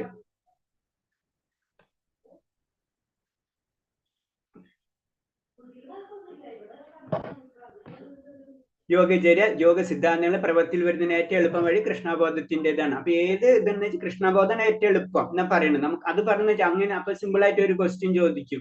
അങ്ങനെയാണെന്ന് വെച്ച് കഴിഞ്ഞാൽ യോഗികൾക്ക് ഈ ഹരകൃഷ്ണ മന്ത്രോ അല്ലെങ്കിൽ ഭക്തിയുദ്ധ സേവനം ചെയ്താൽ പോലെ അവരെന്തിനു ഇത്ര ബുദ്ധിമുട്ട് ഇത് ചെയ്യണത്? അതിനെപ്പറ്റി എന്തെങ്കിലും ആർക്കെങ്കിലും അഭിപ്രായം ഉണ്ടോ? ഒന്ന് പറയാൻ പറ്റും? ഇങ്ങനെ ചോദ്യം ചോദിക്കാമല്ല, സാധാരണ ഒരു ക്വസ്റ്റ്യൻ ആണ്. നമ്മൾ പറയുന്നുണ്ട് ഇത്രയും ചെയ്തതിന് ശേഷവും പരമാത്മാ സാക്ഷാത്കാരത്തിൽ എത്തോളം ഇത് ചെയ്യാൻ വളരെ ബുദ്ധിമുട്ടുണ്ട്. അപ്പൊ പിന്നെ അവർക്ക് അറിവില്ലാത്തവരെന്തല്ല, അവരെന്തുകൊണ്ട് അങ്ങോട്ട് പോകുന്നത്? അവർക്ക് ഇത് നേരിട്ട് ഹരകൃഷ്ണ മന്ത്രം ചൊല്ലിയാ പോരെ എന്നാണ് അവർ ചോദിച്ചു കഴിഞ്ഞാൽ എന്താ നമ്മളെ ആൻസർ? എന്താ നമ്മൾ എന്താ പറയാ അതിനെപ്പറ്റി? ആർക്ക് ഇപ്പൊ ഇത്തരം ക്ലാസ് എടുത്തതിനെ പറ്റി എന്തെങ്കിലും അതിനെപ്പറ്റി ആരെങ്കിലും ഒന്ന് പറയാൻ പറ്റുമോ? ഇത് ചോദ്യം സിമ്പിൾ ആയിട്ടുള്ള ക്വസ്റ്റ്യൻ അല്ലേ? ഇവര് ഇത്തരം ബുദ്ധിമുട്ട് ഇതിനെന്തിനു പോണു? ഇതുകൊണ്ട് ചെയ്താൽ പോരെ? ഹരകൃഷ്ണ മന്ത്രം ജപിച്ചാൽ പോലെ, അല്ലെങ്കിൽ ഭക്തിയുദ്ധ സേവനം ചെയ്താൽ പോരെ, ഭക്തി ചെയ്താൽ പോരെ എന്ന് ചോദിക്കണം. അതല്ല ഈസി. അത് എല്ലായിടത്തും പറയുന്നുണ്ടല്ലോ. അത് നാമം ജപിക്കുക. അപ്പൊ ആ നാമം ജപിച്ച് മാതാജി പറഞ്ഞത് ശരിയാണ്, നാമം ജപിക്കുക. അപ്പൊ ആ ചോദ്യം എന്ന് വെച്ച് കഴിഞ്ഞാൽ അങ്ങനെ യോഗികൾക്ക് നാമം ജപിച്ചാൽ പോരെ, അവരെന്തിനു ഈ നിയമം ആസനം ഇത്തരം ബുദ്ധിമുട്ടുള്ള കാര്യങ്ങളിലേക്ക് പോകണം? നമുക്കറിയാം, നമ്മൾ കൂടുതൽ പേരും യോഗ പഠിച്ചവരായിരിക്കും. കൂടുതൽ പേരും ഈ ഭക്തിയിലേക്ക് വരുമ്പോൾ വരുന്ന ശിഷ്യന്മാർക്ക് കാണിച്ചു കൊടുക്കാൻ ഗുരുപരമ്പര എന്താണെന്നൊക്കെ കാണിച്ചു കൊടുക്കാനായിരിക്കും. ഗുരുപരമ്പര അല്ലാതെ ഹരേ കൃഷ്ണ പ്രഭുജി, നമ്മുടെ ആത്മാവിനെ ഭഗവാനിലോട്ട് ചേർക്കാൻ, നമ്മൾ എവിടെ നിന്നാണോ വന്നത് അങ്ങോട്ട് ലയിക്കാൻ വേണ്ടിയിട്ടാണ്. അതാണോ കറക്റ്റ്? ശരി, ഞാൻ ചോദ്യത്തിലുള്ളൂ. അപ്പൊ നമ്മള് യോഗ പഠിക്കാൻ പോകല്ല ചിലർ. നമ്മൾ സാധാരണ യോഗ പഠിക്കാൻ പോകുന്നില്ല. അപ്പൊ അവർക്ക് അത് ബുദ്ധിമുട്ടാണല്ലോ. അൾട്ടിമേറ്റ് നമുക്കറിയാം, സമാധി എത്തണേലും വേണ്ട. നമ്മൾ പ്രാണായാമം ആകുമ്പോഴേക്കും നമ്മൾ പകുതി പേര് ഇരുന്ന് ഉറങ്ങും. പകുതിയല്ല, 99% ഇരുന്ന് ഉറങ്ങും. കണ്ണടച്ചിട്ട് പ്രാണായാമം ഒക്കെ ചെയ്യുമ്പോഴേക്കും ആൾക്കാർ ഇരുന്ന് ഉറങ്ങും. പ്രത്യേകിച്ച് ധ്യാനമൊക്കെ എത്തുമ്പോഴേക്കും എത്തൂല, പ്രത്യാഹാരം നടക്കൂല നമുക്ക്. അപ്പൊ അത് നമ്മൾ പറയണ ഭക്തിയോഗ അല്ലേ നല്ലതെന്ന് പറയുമ്പോ പിന്നെ അവര് എല്ലാവർക്കും ഇങ്ങോട്ട് പോകുന്ന പേര് എന്തിനാ അവര് അത് തന്നെ ചെയ്യണ? യോഗയില് വളരെയധികം മുന്നേറി വളരെയധികം വ്യക്തികളുണ്ടല്ലോ. ഇപ്പൊ നമ്മളിപ്പോ കുംഭമേളത്തെ കാര്യം നടക്കിയാൽ തന്നെ അറിയാലോ, അങ്ങനത്തെ സാധുക്കൾ എന്തൊക്കെ കാണിക്കുന്ന ഒരു അഷ്ടസിദ്ധി, അവർക്ക് അഷ്ടസിദ്ധി ആണ്. അപ്പൊ അവരെന്തിനാ ആ വഴിക്ക് പോകണം? അവർക്ക് ഈ വഴിക്ക് പോന്നാ പോരെ? അവര് ഗൃഹസ്ഥരല്ലല്ലോ, ഫാമിലി ഉള്ളവരല്ലല്ലോ. അത് വേണ്ട പറഞ്ഞ് സെപ്പറേറ്റ് ആയി പോയിട്ടുള്ളവരല്ലേ? ആ പോയിന്റിലേക്ക് കുറെ എത്തിയിട്ടുണ്ട്. അതെ, കറക്റ്റാ. കാരണം എന്താ വെച്ചാൽ ഗൃഹസ്ഥർക്കും ചെയ്തെടുക്കാം. ഗൃഹസ്ഥർക്കും എന്ത് മെഡിറ്റേഷൻ ഒക്കെ ചെയ്തെടുക്കാൻ പറ്റില്ലേ? അങ്ങനെ അവർക്ക് പോകണമെന്നില്ല. നമുക്ക് എന്താ ചെയ്താല്? പക്ഷെ നമ്മള് ഭൗതികയിൽ മുഴുങ്ങിയിട്ടുള്ള ആൾക്കാർ നമുക്ക് ബന്ധനാണ്. എല്ലാ കാര്യങ്ങളും ചെയ്യണം, എല്ലാരെയും നോക്കും വേണം. അതിന്റെ കൂടെയാണ് നമ്മള് ഭഗവാനെ പ്രേമഭക്തിയോടെ നമ്മൾ സേവിക്കുന്നത്. അത് മാതാജി പറഞ്ഞ 90% ഒക്കെ ആയിട്ടുണ്ട്. അതിലൊരു കാര്യങ്ങളുണ്ട്. അതിൽ എത്ര ഉള്ളൂ, നമുക്ക് ഓരോരുത്തർക്കും ഓരോ ആഗ്രഹങ്ങളായിരിക്കും. ഇപ്പൊ നമ്മൾ പറയില്ല, 10th കഴിഞ്ഞിട്ട് 12th കഴിഞ്ഞിട്ട് അല്ലെങ്കിൽ 10th കഴിഞ്ഞിട്ട് ചിലർ കൊമേഴ്സ് പഠിക്കാൻ പോകും, ചിലര് എഞ്ചിനീയറിംഗ് പഠിക്കാൻ പോകും. മനസ്സിലായ? അത് ഓരോരുത്തർ ടെസ്റ്റാ. മനസ്സിലായ? അപ്പൊ അതാണ് അതിന്റെ ഒരു ബേസിക് കാര്യം. നമ്മളെ ചോയ്സ് ആണ്. നമുക്ക് ഏത് മാർഗങ്ങളിലും വേണമെങ്കിലും പോവാം. അത് നമ്മൾ ഇപ്പുറത്തുനിന്ന് നോക്കുമ്പോൾ നമുക്ക് തോന്നുന്നതാണ്. പക്ഷെ സാധാരണ രീതിയിൽ നമ്മൾ എന്താണ് ജോലി കിട്ടണമെങ്കിൽ അങ്ങനത്തെ ഉള്ള പ്രൊഫഷണൽ കോഴ്സസ് പഠിക്കാന്ന് നമ്മൾ പറയും. മനസ്സിലായി? എന്ന് പറഞ്ഞപ്പോലെ ഭക്തിയോഗ എന്ന് പറഞ്ഞത് അത് ഈസിയാണ്. അത് കാരണം ഇത് നല്ലത്. പക്ഷെ ഓരോരുത്തർക്ക് അത്ര ചോയ്സ് ഉണ്ട്. നമുക്ക് ഏത് മാർഗത്തിലെങ്കിലും പോവാം. അപ്പൊ അത് ചിലർക്ക് ഇഷ്ടമായിരിക്കും. ഇപ്പൊ സാധാരണ രീതിയിൽ എല്ലാവരും പറയും മാത്സ് ടഫ് എന്ന് പറയും. ചിലർക്ക് മാത്സ് ഇഷ്ടമുള്ളവരുണ്ടാവും. അപ്പൊ അവർ മാത്സ് പഠിക്കും. എന്ന് പറഞ്ഞ പോലെയാണ് യോഗ. നമുക്ക് ആഗ്രഹങ്ങൾ ഓരോരുത്തർക്കും പലതരം ആഗ്രഹങ്ങളായിരിക്കും. അതിലൂടെ മുന്നേറാൻ ആഗ്രഹിക്കുന്ന വ്യക്തികളുണ്ടാവും. അവർക്ക് അത് വളരെ സെറ്റ് ആവും. പക്ഷെ 99% സാധാരണ ഗൃഹസ്ഥരും അതുപോലെ തന്നെ ബാക്കിയുള്ളവർക്കൊക്കെ ഇത് വളരെ ബുദ്ധിമുട്ടായിരിക്കും. മാതാജി പറഞ്ഞ കുറെ പോയിന്റിലേക്ക് എത്തി. Okay, thank you Mataji.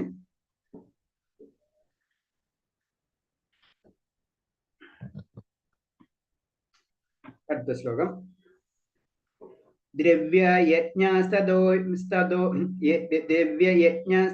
യജ്ഞ യോഗയജ്ഞസ്തദാപരേ സ്വാദയജ്ഞയജ്ഞസ്ത യദയ സംസൃതാവൃതാം. സ്വയം പ്രതിജ്ഞാബദ്ധരായി ചിലർ തങ്ങളുടേതെല്ലാം ത്യജിച്ച് ബോധദീപ്തരാകുന്നു. മറ്റു ചിലർ കഠിനമായ തപശ്ചര്യകൾ അനുഷ്ഠിച്ചും അഷ്ടാംഗയോഗ പരിശീലനത്തിലും അതീന്ദ്രിയ ജ്ഞാനം പുരോഗതിക്കായുള്ള വേദജ്ഞാനത്തിനും ഈ അവസ്ഥ കൈവരിക്കുന്നു. അപ്പൊ ഇതില് ബേസിക് ആയിട്ട് ഇതില് പറഞ്ഞത് മൂന്ന് തരം കാര്യത്തിനെ പറ്റിയാണ്. ഒന്ന് എന്താണ്, പരിത്യാഗികൾ, സന്യാസികളൊക്കെ പറ്റി പറഞ്ഞു. ചില യോഗ, അഷ്ടാംഗ യോഗകളെ പറ്റി പറയുന്നു. പിന്നെ ചിലര് ജ്ഞാനം ലഭിക്കുക, ജ്ഞാനത്തിൽ, അതായത് വേദങ്ങളൊക്കെ പഠിച്ച് അങ്ങനെ അവര് ആ അവസ്ഥ കൈവരിക്കുന്നു. അപ്പൊ ഏത് വ്യക്തികളും ഈ അവസ്ഥയിൽ, അതിന് പറഞ്ഞ കുറച്ചേരത്തെ പറഞ്ഞു, ഏത് അവസ്ഥയിലേക്ക് നമുക്ക് പോവാം. പക്ഷെ അൾട്ടിമേറ്റ് നമ്മുടെ ലക്ഷ്യം ഭഗവാനായിരിക്കും. അത് ഭഗവാനിലേക്ക് എത്തും. ഓരോരുത്തരും ഒരേ വഴിക്ക് പോയി കഴിഞ്ഞാല് അവർ അന്വേഷിച്ച് പോയിക്കൊണ്ടിരിക്കുള്ളൂ. ജ്ഞാനികളായാലും അതിൽ യോഗികളായാലെങ്കിലും അല്ലെങ്കിൽ സന്യാസികൾ, പരിത്യാഗികളാണെങ്കിലും ആര് തന്നെയാണെങ്കിലും അവർ പോകുമ്പോൾ അവർക്കറിയാം. ഇപ്പൊ നമ്മൾ പറയാം, നമ്മൾ അൾട്ടിമേറ്റ് എല്ലാവരും പഠിച്ച് ലക്ഷ്യം എന്താണ്. ചിലപ്പോ തന്നെ പറഞ്ഞ പോലെ സയൻസ് മാത്സ് പഠിക്കാൻ ഇഷ്ടമുണ്ട്, മാത്സ് പഠിക്കണം. കാരണം ആൾക്ക് മാത്സ് ആയിരിക്കും ഇഷ്ടം, ആ മാത്സ് പഠിച്ചു. പക്ഷെ അൾട്ടിമേറ്റ് എന്താണ്, എല്ലാവരും ലാസ്റ്റ് ചെന്ന് അന്വേഷിക്കുന്നതാണ്, ജോലി അന്വേഷിക്കും അല്ലെ, സാധാരണ നമ്മുടെ ഭാഷ പറഞ്ഞു കഴിഞ്ഞാല്. അതേപോലെ തന്നെ അവിടെ ആ പോയിന്റിലേക്ക് അവൻ എത്തും. അതേപോലെ തന്നെ ഭഗവാന്റെ ആ ജ്ഞാനത്തിലേക്ക് അവൻ എത്തിയാലേ അവൻ പരിപൂർണയാവുള്ളൂ. അല്ലെങ്കിൽ അവൻ അവിടെ കിടന്ന് വീണ്ടും താഴ്ത്തിങ് മുകളിലേക്ക് ഇങ്ങനെ വന്നുകൊണ്ടിരിക്കും. അതാണ് ഇതിന് മനസ്സിലാക്കേണ്ടത്. അപ്പൊ എല്ലാവരും ലക്ഷ്യം അത് തന്നെ ആയിരിക്കും. അത് ചിലർക്ക് മനസ്സിലാവില്ല എന്നുള്ളൂ. ആ വഴിയിൽ പോകുമ്പോഴായിരിക്കും അവർക്ക് മനസ്സിലാവും, ഞാൻ ആയിട്ടില്ലല്ലോ, എനിക്ക് എന്തോ ഒരു കുറവുണ്ടല്ലോ. യോഗികൾക്ക് മനസ്സിലാവും എനിക്ക് എന്തോ കുറവുണ്ടല്ലോ, ജ്ഞാനികൾക്ക് മനസ്സിലാവും, ഭക്തന്മാർക്ക് ആ പോയിന്റിലേക്ക് അവർ എത്തിച്ചേരണം. അവർക്ക് വേറെ മാർഗങ്ങൾ കാണുന്നില്ല. അവിടെ ഏറ്റവും സിമ്പിൾ ആയിട്ടുള്ള മാർഗത്തിൽ കൂടെ അവർ പോകണേ. അത് സിമ്പിൾ എന്ന് പറഞ്ഞാൽ അത് നമ്മൾ പ്രാക്ടീസ് ചെയ്തെടുത്താലേ സിമ്പിൾ ആവുള്ളൂ. അപ്പൊ അതിലേക്ക് മാർഗത്തിലേക്ക് കൂടെ പോയി നമ്മൾ അവിടെ എത്തണം. അപ്പൊ എല്ലാവരും എത്തിച്ചേരുന്നത് ഭഗവാന്റെ ആ പോയിന്റിലേക്ക് തന്നെയാണ്. അതിന് പറഞ്ഞ ഏത് അവസ്ഥയിലും ഈ അവസ്ഥ കൈവരിക്കുന്നു പറഞ്ഞു. അപ്പൊ ഈ അവസ്ഥ എന്ന് പറഞ്ഞത് അത് ഭഗവാൻ സാക്ഷാത്കാരം അല്ലെങ്കിൽ ഭഗവാന്റെ ആ സാമ്രാജ്യം, അതിലേക്ക് എത്തും. ഏത് വകുപ്പിൽ കൂടെയും ഏത് യോഗ ഏതിൽ കൂടെയും നമുക്ക് പോകാൻ കഴിയും. അപ്പൊ ഒരിക്കലും ഭഗവാൻ ഇത് പറഞ്ഞില്ല, അത് തെറ്റ്, ഇത് ശരിയെന്ന് ഒരിക്കലും പറയണില്ല. എല്ലാവരും ലക്ഷ്യം അത് തന്നെയാണ്. സിമ്പിൾ ആയിട്ട് പറഞ്ഞാൽ നമുക്ക് ജോലി കിട്ടണമല്ല. അപ്പൊ ഇതില്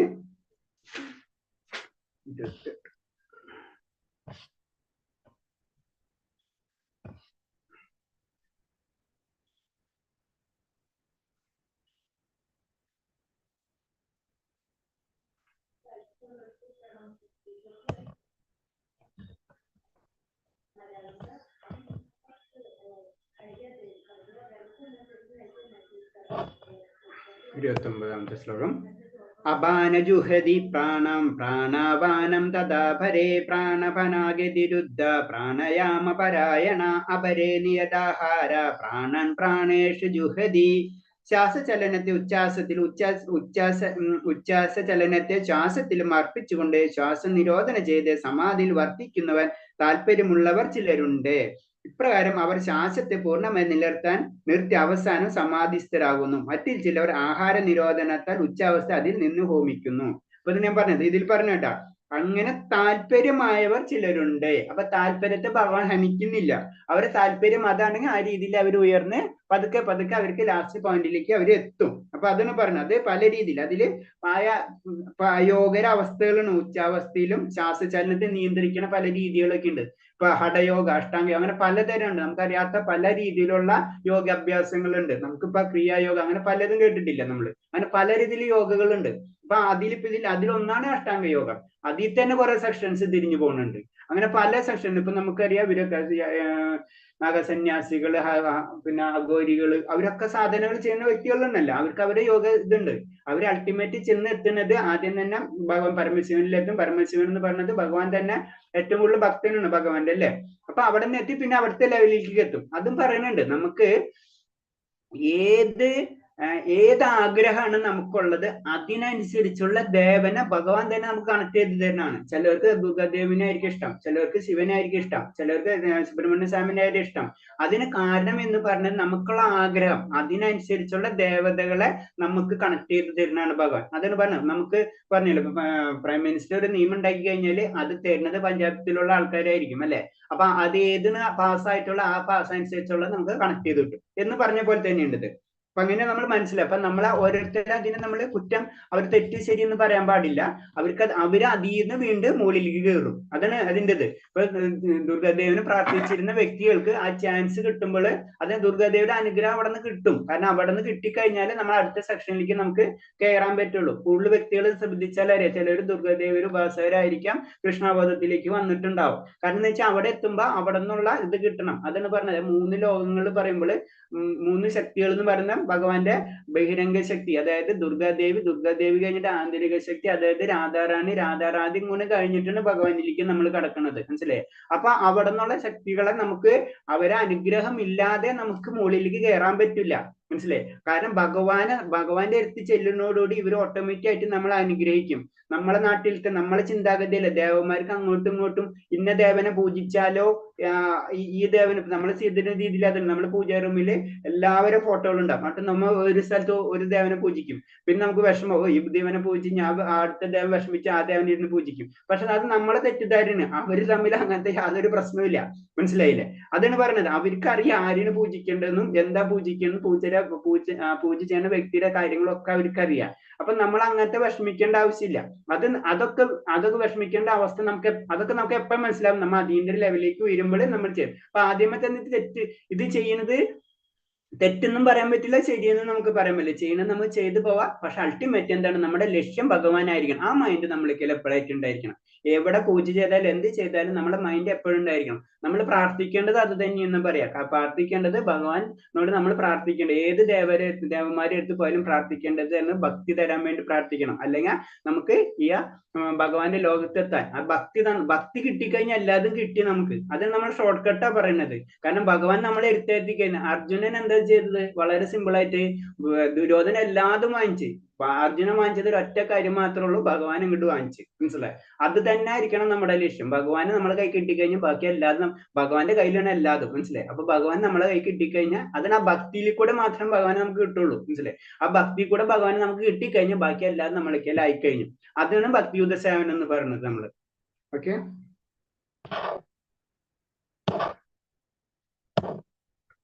അതിന് പറഞ്ഞത് 29ാമത്തെ ശ്ലോകം. കൃഷ്ണൻ ഭഗവാനാണ് സർവ്വലോകങ്ങളുടെയും തദ്ദേശികളായ ദേവന്മാരുടെയും അധിപതിനായ സർവോത്കൃഷ്ണനായ അദ്ദേഹത്തിന്റെ അതീന്ദ്ര സേവനത്തിനായി മനുഷ്യർ തങ്ങൾ സർവ്വസ്വം അർപ്പിക്കണം. ഇതാണ് ശ്രേഷ്ഠമായ ശാന്തി നേടാനുള്ള വഴി. അപ്പൊ നമ്മൾ എല്ലാതും സമർപ്പിക്കുക എന്ന് പറഞ്ഞത് നമ്മുടെ ആത്മാവ്, ശരിക്കും നമ്മൾ ചിന്തിച്ചാലേ നമുക്ക് ഈ ലോകത്തിൽ എന്താണുള്ളത് എന്ന് ചോദിച്ചു കഴിഞ്ഞാൽ നമുക്ക് എന്താണുള്ളത്? നമ്മുടെ ശരീരം നമ്മുടേതല്ല, ആണോ? അല്ല. നമ്മുടെ മറ്റേ എന്ത് കാര്യങ്ങളും നമ്മുടേതല്ല. ശരീരം നമ്മുടെ പഞ്ചഭൂത നിർമ്മിതമാണ്. നമ്മുടെ ആത്മാവ് നമ്മുടേതാണ്. അല്ല, അതും ഭഗവാന്റെയാണ്. പിന്നെ നമ്മുടേതായ ഈ ലോകത്ത് എന്താ ഉള്ളത്? നമ്മളില്ല എന്റേത് എന്ന് പറഞ്ഞ ഈ ലോകത്തൊന്നുമില്ല. കാരണം ഞാൻ എന്ന് പറഞ്ഞത് തന്നെ ഭഗവാന്റെ അംശമാണ്. ഈ ശരീരം തന്നെ പ്രകൃതി നിർമ്മിതമാണ്. ബാക്കിയല്ലാതെ ഇതിന്റെ പാർട്ടാണ്. അല്ലെ? നമ്മൾ ഉണ്ടാക്കി ബന്ധുമിത്രാദികളാണെങ്കിലും നമ്മളെ ബാക്കി എന്ത് കാര്യം എടുത്താലും അതൊക്കെ നമ്മുടേതല്ല, ഒന്നും നമ്മുടേതല്ല. ആ അവസ്ഥ അറിയാൻ ആഗ്രഹിക്കുമ്പോഴാണ് നമ്മൾ ആത്മീയതയിലേക്ക് ഉയരുന്നത് തന്നെ. അങ്ങനെ ഞാൻ ആരാണ്, ഞാൻ എന്തിനു വന്നത്, എന്റെ കർമ്മം എന്താണ്, ഞാൻ എവിടേക്കാ വന്നത്, എവിടേക്കാ പോണ്, ഇതൊക്കെ ചിന്തിക്കാൻ തുടങ്ങുന്ന ഒരു അവസ്ഥ നമ്മളിലേക്ക് വരും. അങ്ങനെ വരുമ്പോഴാണ് നമ്മൾ ആത്മീയതയിലേക്ക് നമ്മൾ കടക്കുന്നത്. അല്ലാന്ന് വെച്ചാൽ നമ്മൾ ഈ ഭൗതിക ലോകത്തിൽ ബിസി എന്ന് പറഞ്ഞ് ഇങ്ങനെ കറങ്ങിക്കൊണ്ടിരിക്കും. ലാസ്റ്റും ബിസി എല്ലാം കഴിഞ്ഞ് വരുമ്പോൾ നമുക്ക് ചിന്തിക്കാനുള്ള ശേഷി ഇല്ലാത്തൊരു അവസ്ഥയിലേക്ക് വന്നിട്ടുണ്ടാവും നമ്മൾ. അപ്പൊ പിന്നെ കഴിഞ്ഞു. അപ്പൊ പിന്നെ അത് പറഞ്ഞ ആ സമയത്ത് നമുക്ക് ചിന്തിക്കും. ചിലർ ചോദിക്കുന്ന ചോദ്യമാണ്, നമ്മൾ എന്തിനു ഇപ്പൊ ചെയ്യുന്നത്? അന്ധകാലച്ച് മാമവ സ്മരണമുത്ത കളാവരെന്ന് പറയുമ്പോ അന്ധകാലത്തിൽ എന്നെ സ്മരിച്ചു കഴിഞ്ഞാൽ എന്റെ ലോകത്തിലെത്താം. അപ്പൊ പിന്നെ ഇപ്പൊ ഇത്ര കഷ്ടപ്പെട്ട അപ്പൊ ഞങ്ങൾ ഭഗവാനെ പ്രാർത്ഥിച്ചപ്പോ എന്ന് ചോദിക്കും. അതല്ല, ആ സമയത്ത് അത് ആലോചിക്കാനോ ചിന്തിക്കാനോ അതിനുള്ള മാനസിക അവസ്ഥ ഉണ്ടാവില്ല. മനസ്സിലായി? അപ്പൊ നമുക്ക് ബുദ്ധി തന്നെ വൈദ്യം ഉണ്ടാവില്ല. അത്ര മരണവേദനകളായിരിക്കും നമ്മൾ നടന്നുകൊണ്ടിരിക്കും. അപ്പൊ നമ്മൾ ചെയ്യേണ്ടത് ആ പ്രാക്ടീസാണ് ചെയ്യണത്. അല്ലെ? Initial stage. നമുക്ക് ഒരു കാര്യം, നമ്മളെ ഒരു കോമ്പറ്റീഷൻ എക്സാമിന് പോകുമ്പോൾ നമ്മൾ പഠിച്ചാലും അവിടെ ചെന്ന് പാർട്ടില്ല, അല്ലെ അന്നത്തെ ദിവസം ഇരുന്ന് പഠിച്ചു കഴിഞ്ഞാൽ നമുക്ക് കിട്ടൂല എന്ന് പറഞ്ഞ പോലെ ഇത് പ്രാക്ടീസ്. അത് എത്ര ഇനീഷ്യൽ ആയിട്ട് ചെയ്യുന്നത്, അതിന് ചൈതന്യമാ പറഞ്ഞ അതിന് ഏറ്റവും നമുക്ക് മിനിമം ആണ് പറഞ്ഞത്. ഇത് ചെയ്തില്ലെങ്കിൽ നമുക്ക് ഒന്നും ചെയ്യാൻ പറ്റില്ല. അതിന്റെ അപ്പുറം ചെയ്തോ നിങ്ങൾക്ക് വളരെ ബെറ്റർ ആണ്. അതിന്റെ അപ്പുറങ്ങൾ കാര്യങ്ങൾ ചെയ്യാന്ന് വെച്ച് കഴിഞ്ഞാല് ഇപ്പൊ സംസ്കൃത PhD എടുക്കാം, നമുക്ക് എടുക്കാം, അതൊക്കെ കുഴപ്പമില്ല, വളരെ നല്ലതാണ്. പക്ഷെ ഇതെങ്കിലും നമ്മൾ ചെയ്യണം. ഇത് ചെയ്ത് കഴിഞ്ഞു കഴിഞ്ഞാലേ നമ്മൾ മുന്നേറ്റം ഉണ്ടാവുള്ളൂ. ബേസിക് ആണ് നമ്മള് നാമജപം എന്ന് പറയുന്നത്. അതാണ് ഏറ്റവും പ്യൂരിഫൈ ആയിട്ടുള്ള ഫോം. അത് നമ്മുടെ നമ്മുടെ ഭഗവാന്റെ എന്താ പറയുക, ഭഗവാന്റെ അംശം മാത്രമാണ് നമ്മൾ. അപ്പൊ ആ അംശത്തിന്റെ പവർ എന്ന് പറഞ്ഞത് ഭഗവാനായിട്ട് കണക്ട് ചെയ്യാന്ന് മാത്രമേ ഉള്ളൂ. അതിനാണ് നമ്മൾ നാമം നമ്മൾ ജപിക്കണം, എന്നാലേ നമ്മൾ അതിലേക്ക് കണക്ട് ആവുള്ളൂ. കൃഷ്ണ ഭഗവാന് പരമാധികാരി, ദേവന്മാരുൾപ്പെടെ എല്ലാ ജീവാത്മാവും അദ്ദേഹത്തിന്റെ ആശ്രിതരും തികഞ്ഞ കൃഷ്ണാബോധം കൊണ്ടുള്ള പൂർണ്ണ ശാന്തി ലഭിക്കൂ. കാരണം തന്നെ അപ്പൊ അത് നമ്മൾ ശ്രദ്ധിക്കണം. അതായത് എപ്പോഴും ഭഗവാനിന്റെ ദേവന്മാരൊക്കെ എന്താ നമ്മളെപ്പോലെ തന്നെയാണ് ദേവന്മാർ. അതാണ് നമ്മൾ മനസ്സിലാക്കേണ്ടത്. പക്ഷെ നമ്മളെപ്പോലെ എന്ന് പറഞ്ഞു കഴിഞ്ഞാല് നമ്മളേലും അവര് പ്യൂരിഫൈ ആയിരിക്കും, കൂടുതൽ ക്വാളിറ്റി കൂടുതലുണ്ടാവും അവര്. അത് കാരണം അവർക്ക് ഉന്നതമായ ലോകങ്ങളിലേക്ക് അവർക്ക് പോകാൻ പറ്റുന്നതും ഭഗവാൻ അതിനനുസരിച്ചുള്ള കാര്യങ്ങൾ അവരെ ഏൽപ്പിച്ചു കൊടുക്കണം. നമുക്കൊരു കമ്പനിയിലാണെങ്കിലും ഒരുവിധം നല്ല ലെവലിൽ വരുമ്പോൾ അതിനനുസരിച്ച് പോസ്റ്റുകൾ കൊടുക്കുള്ളൂ എന്ന് പറഞ്ഞ പോലെ തന്നെ സിമ്പിൾ ആയിട്ട് നമുക്ക് വേണമെങ്കിൽ ഇന്ദ്രനായിട്ട് മാറാം, അല്ലെങ്കിൽ ചന്ദ്രനായിട്ട് മാറാം. അതൊരു പൊസിഷനാണ്. ആ പൊസിഷനിലേക്ക് നമ്മൾ ഇവൻ പറഞ്ഞതല്ലേ ബ്രഹ്മാവിന്റെ പൊസിഷനാണ്. ആ ബ്രഹ്മാവിന്റെ ക്വാളിറ്റി ഉള്ള ഒരു ബ്രഹ്മാവിനെ കിട്ടിയിട്ടില്ലെങ്കിൽ ആ സമയത്ത് ഭഗവാൻ തന്നെയാണ് അവിടെ വരാം. അതിന് ആ ക്വാളിറ്റിയിലേക്കാണ് പോണത്. അത് പരമപുരുഷനായി തനിക്കുള്ള ബന്ധത്തെ പൂർണ്ണമായി അറിഞ്ഞുകൊണ്ട് വേണം കൃഷ്ണാബോധം പ്രവർത്തനം. ഞാൻ ഒരാൾ മുക്തൻ. ഓക്കെ,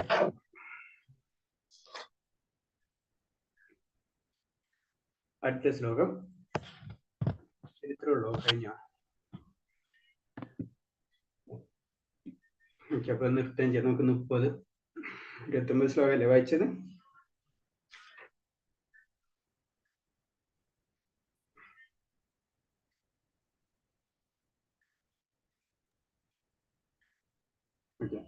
അപ്പൊ ഞാൻ പറഞ്ഞില്ലേ, ജ്ഞാനയോഗത്തിൽ പറയുമ്പോ അവര് പറയുന്നത് ഉപനിഷത്തുകള്, വേദാന്ത സൂത്രങ്ങൾ, സാങ്ക്യ ദർശനങ്ങൾ, ഇതൊക്കെ വായിച്ചിട്ട് അതിൽ ഇമ്പ്രൂവ്മെന്റ്, അതിന് ജ്ഞാനെന്ന് പറഞ്ഞത് നമുക്ക് എല്ലാതും പഠിച്ച് നമുക്ക് ജ്ഞാനത്തിലേക്ക് നമുക്ക് നടക്കാം. അത് കഴിഞ്ഞാൽ മാത്രമല്ല അതിനനുസരിച്ച് പ്രവർത്തിക്കുമ്പോഴാണ് പിന്നെ ജ്ഞാനയോഗത്തിന്റെ പരിപൂർണയിൽ എത്തുന്നത്. ജ്ഞാനം എന്ന് പറഞ്ഞാൽ സത്യം അറിയേണ്ട ഒരു അവസ്ഥയിലേക്ക് നമ്മൾ എത്തും. നമ്മൾ എന്താണ് അതിനുപോലെ നമ്മൾ ശ്രവണത്തിലേക്കൊക്കെ ഇമ്പോർട്ടൻസ് കൊടുക്കണം എന്ന് പറഞ്ഞത്. ശ്രവണം ചെയ്യുമ്പോൾ എന്താണ് നമുക്ക് അതിനോടൊരു ഇൻട്രസ്റ്റ് വരും. പിന്നെ നമ്മൾ എന്താണ് അത് പഠിക്കും, പിന്നെ അതിലേക്ക് മുന്നേറും. അങ്ങനെ പഠിച്ചു വരുമ്പോൾ ഏതെങ്കിലും മാർഗങ്ങൾ നമ്മൾ അഡോപ്റ്റ് ചെയ്യും. അപ്പൊ അഡോപ്റ്റ് ചെയ്യുമ്പോൾ അതിലേക്ക് നമ്മൾ കടക്കാൻ പറ്റും. അതാണ് ശ്രവണം. നമ്മൾ എന്തായാലും പ്രത്യേകിച്ച് ഭഗവത ഭാഗവതം ഇത് നമ്മൾ എന്തായാലും വായിച്ചിരിക്കണം. നമ്മൾ അത് ശരിക്കും പൂജ ചെയ്യണമല്ലോ. ഭാഗവതം എന്ന് പറയുന്നത്, ഭാഗവതം നമ്മൾ വീട്ടിൽ വരണം എന്ന് പറയുന്നത് അത് ഭഗവാന്റെ അവതാരം തന്നെയാണ്, പുസ്തക രൂപത്തിലുള്ള അവതാരം തന്നെയാണ് ഭാഗവതം എന്ന് പറയുന്നത്. അതിന് നമ്മളെ ഭാഗവതം നമ്മൾ വീട്ടിൽ വരാനും ഭഗവതം എന്ന് പറഞ്ഞത് അത് ഭഗവാന്റെ തന്നെ അവതാരങ്ങളാണ്. അതുകൊണ്ട് നമ്മൾ ബുക്കിനെ പൂജിക്കുന്നതിന്റെ ബേസിക് കൺസെപ്റ്റ് ആണ് അത് ഭഗവാൻ തന്നെയാണ്. അതിന് അതീന്ദ്രിയത എന്ന് പറയുന്നത് ഭഗവാൻ നമ്മൾ സാധാരണ അപ്പുറത്ത് നിന്നും യുക്തിവാദികൾ അവരൊക്കെ പറഞ്ഞിട്ട് എന്താണ് ബുക്കിനെ പൂജിക്കണം. ബുക്ക് എന്ന് പറഞ്ഞത് അതീന്ദ്രിയം.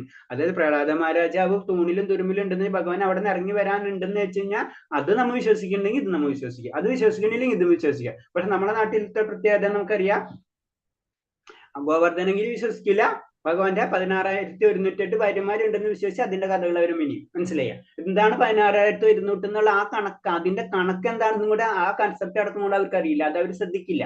അവർക്ക് വെറുതും അത് വേറെ കാര്യം. അപ്പൊ നമ്മൾ ആ അതീന്ദ്രിയത്തെ വിശ്വസിച്ച് കഴിഞ്ഞാൽ, ഭഗവാന്റെ ശക്തിയിൽ വിശ്വസിച്ച് കഴിഞ്ഞാൽ നമ്മൾ എന്തായാലും ബുക്കുകൾ വായിക്കണം. അത് പറയണമെന്ന് വെച്ച് കഴിഞ്ഞാൽ ആ ഭാഗവതം എന്ന് പറഞ്ഞാൽ ഭാഗവത ശ്രവണം എന്ന് പറഞ്ഞാൽ നമുക്ക് ഇന്നലെ ഞാൻ പറഞ്ഞു തോന്നുന്നുണ്ട്. കാരണം പരിശുദ്ധ മഹാരാജാവിന്റെ ആ കഥ തന്നെ നമുക്കറിയാല്ലേ, അത്ര ഇമ്പോർട്ടൻസ് ഉണ്ട് ശ്രവണം. ആ ശ്രവണത്തിൽ കൂടി മാത്രമേ നമ്മൾ ജപിക്കുന്നതിന്റെ ബേസിക് കൺസെപ്റ്റ് അത് തന്നെയാണ്. നമ്മൾ ജപിച്ചുകൊണ്ടിരിക്കുമ്പോ ഹരേ കൃഷ്ണ കൃഷ്ണ കൃഷ്ണ ഹരേ ഹരേ രാമ രാമ രാമ ഹരേ ഹരേ എന്ന് പറയുമ്പോൾ ഈ ഹരേ എന്ന് പറയുന്നത് തന്നെ നമ്മുടെ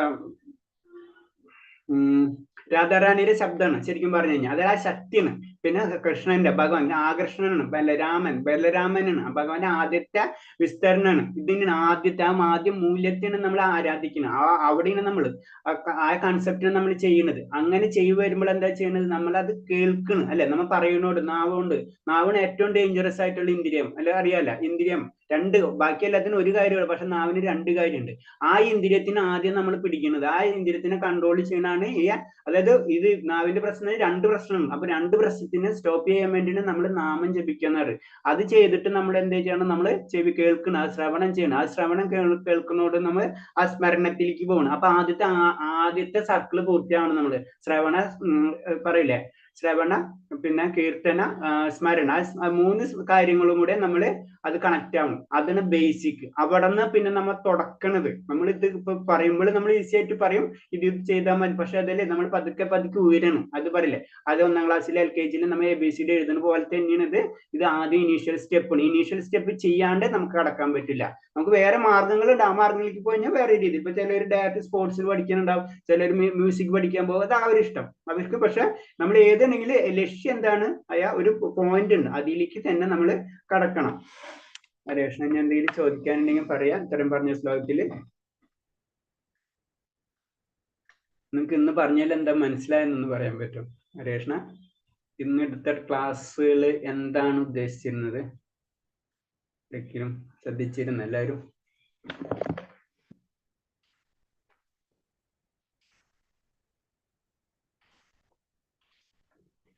മെയിനായിട്ട് ധ്യാനയോഗത്തിനെ പതുക്കെ ടച്ച് ചെയ്തുകൊണ്ടിരിക്കണം. അല്ല, അഷ്ടാംഗ യോഗത്തിനൊക്കെ പറ്റി ജസ്റ്റ് ടച്ച് ചെയ്തുകൊണ്ടിരിക്കണം.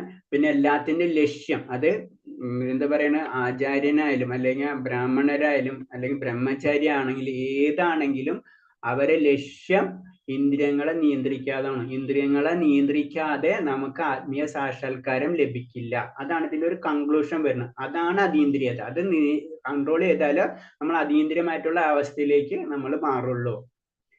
ഹരേഷ്, നമുക്ക് നിർത്താം. പഞ്ചകൽപത രൂപച്ച കൃപാസിന്ധ്യാവച്ച പതിനാം പാവനേഭ്യ വൈഷ്ണവേഭ്യ നമോ അനന്തകോടി വൈഷ്ണവ ഭക്തക്ക് പ്രഭാതിക്ക് ഗുരുദേവ്ക്ക്. ഹരേഷ്ണ, എല്ലാവർക്കും പ്രണാമം. അപ്പൊ എല്ലാവരും ഒന്ന് ഫീഡ്ബാക്ക് ഫോം എല്ലാവരും ഒന്ന് സബ്മിറ്റ് ചെയ്യാൻ ശ്രദ്ധിക്കുക. രണ്ടാമത്തെ, ബുക്ക് എല്ലാവരും ഒന്ന് വായിക്കാൻ ശ്രമിക്കുക. ബുക്ക് വാങ്ങിക്കാത്തവര് ബുക്ക് വാങ്ങിക്കുക.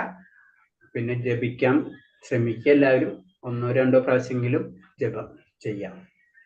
ഹരേഷ്, എന്തെങ്കിലും പോയിന്റ്സ് ഉണ്ടെങ്കിൽ ചോദിക്കുക, അല്ലെങ്കിൽ നമുക്ക് ക്ലോസ് ചെയ്യാം. ഓക്കെ മാതാജി? ഹരേ കൃഷ്ണ പ്രഭു. ഹരേഷ്, പ്രണാമം. എല്ലാവർക്കും പ്രണാമം. ശരി, താങ്ക് യു. ഹരേഷ്, എല്ലാവർക്കും പ്രണാമം.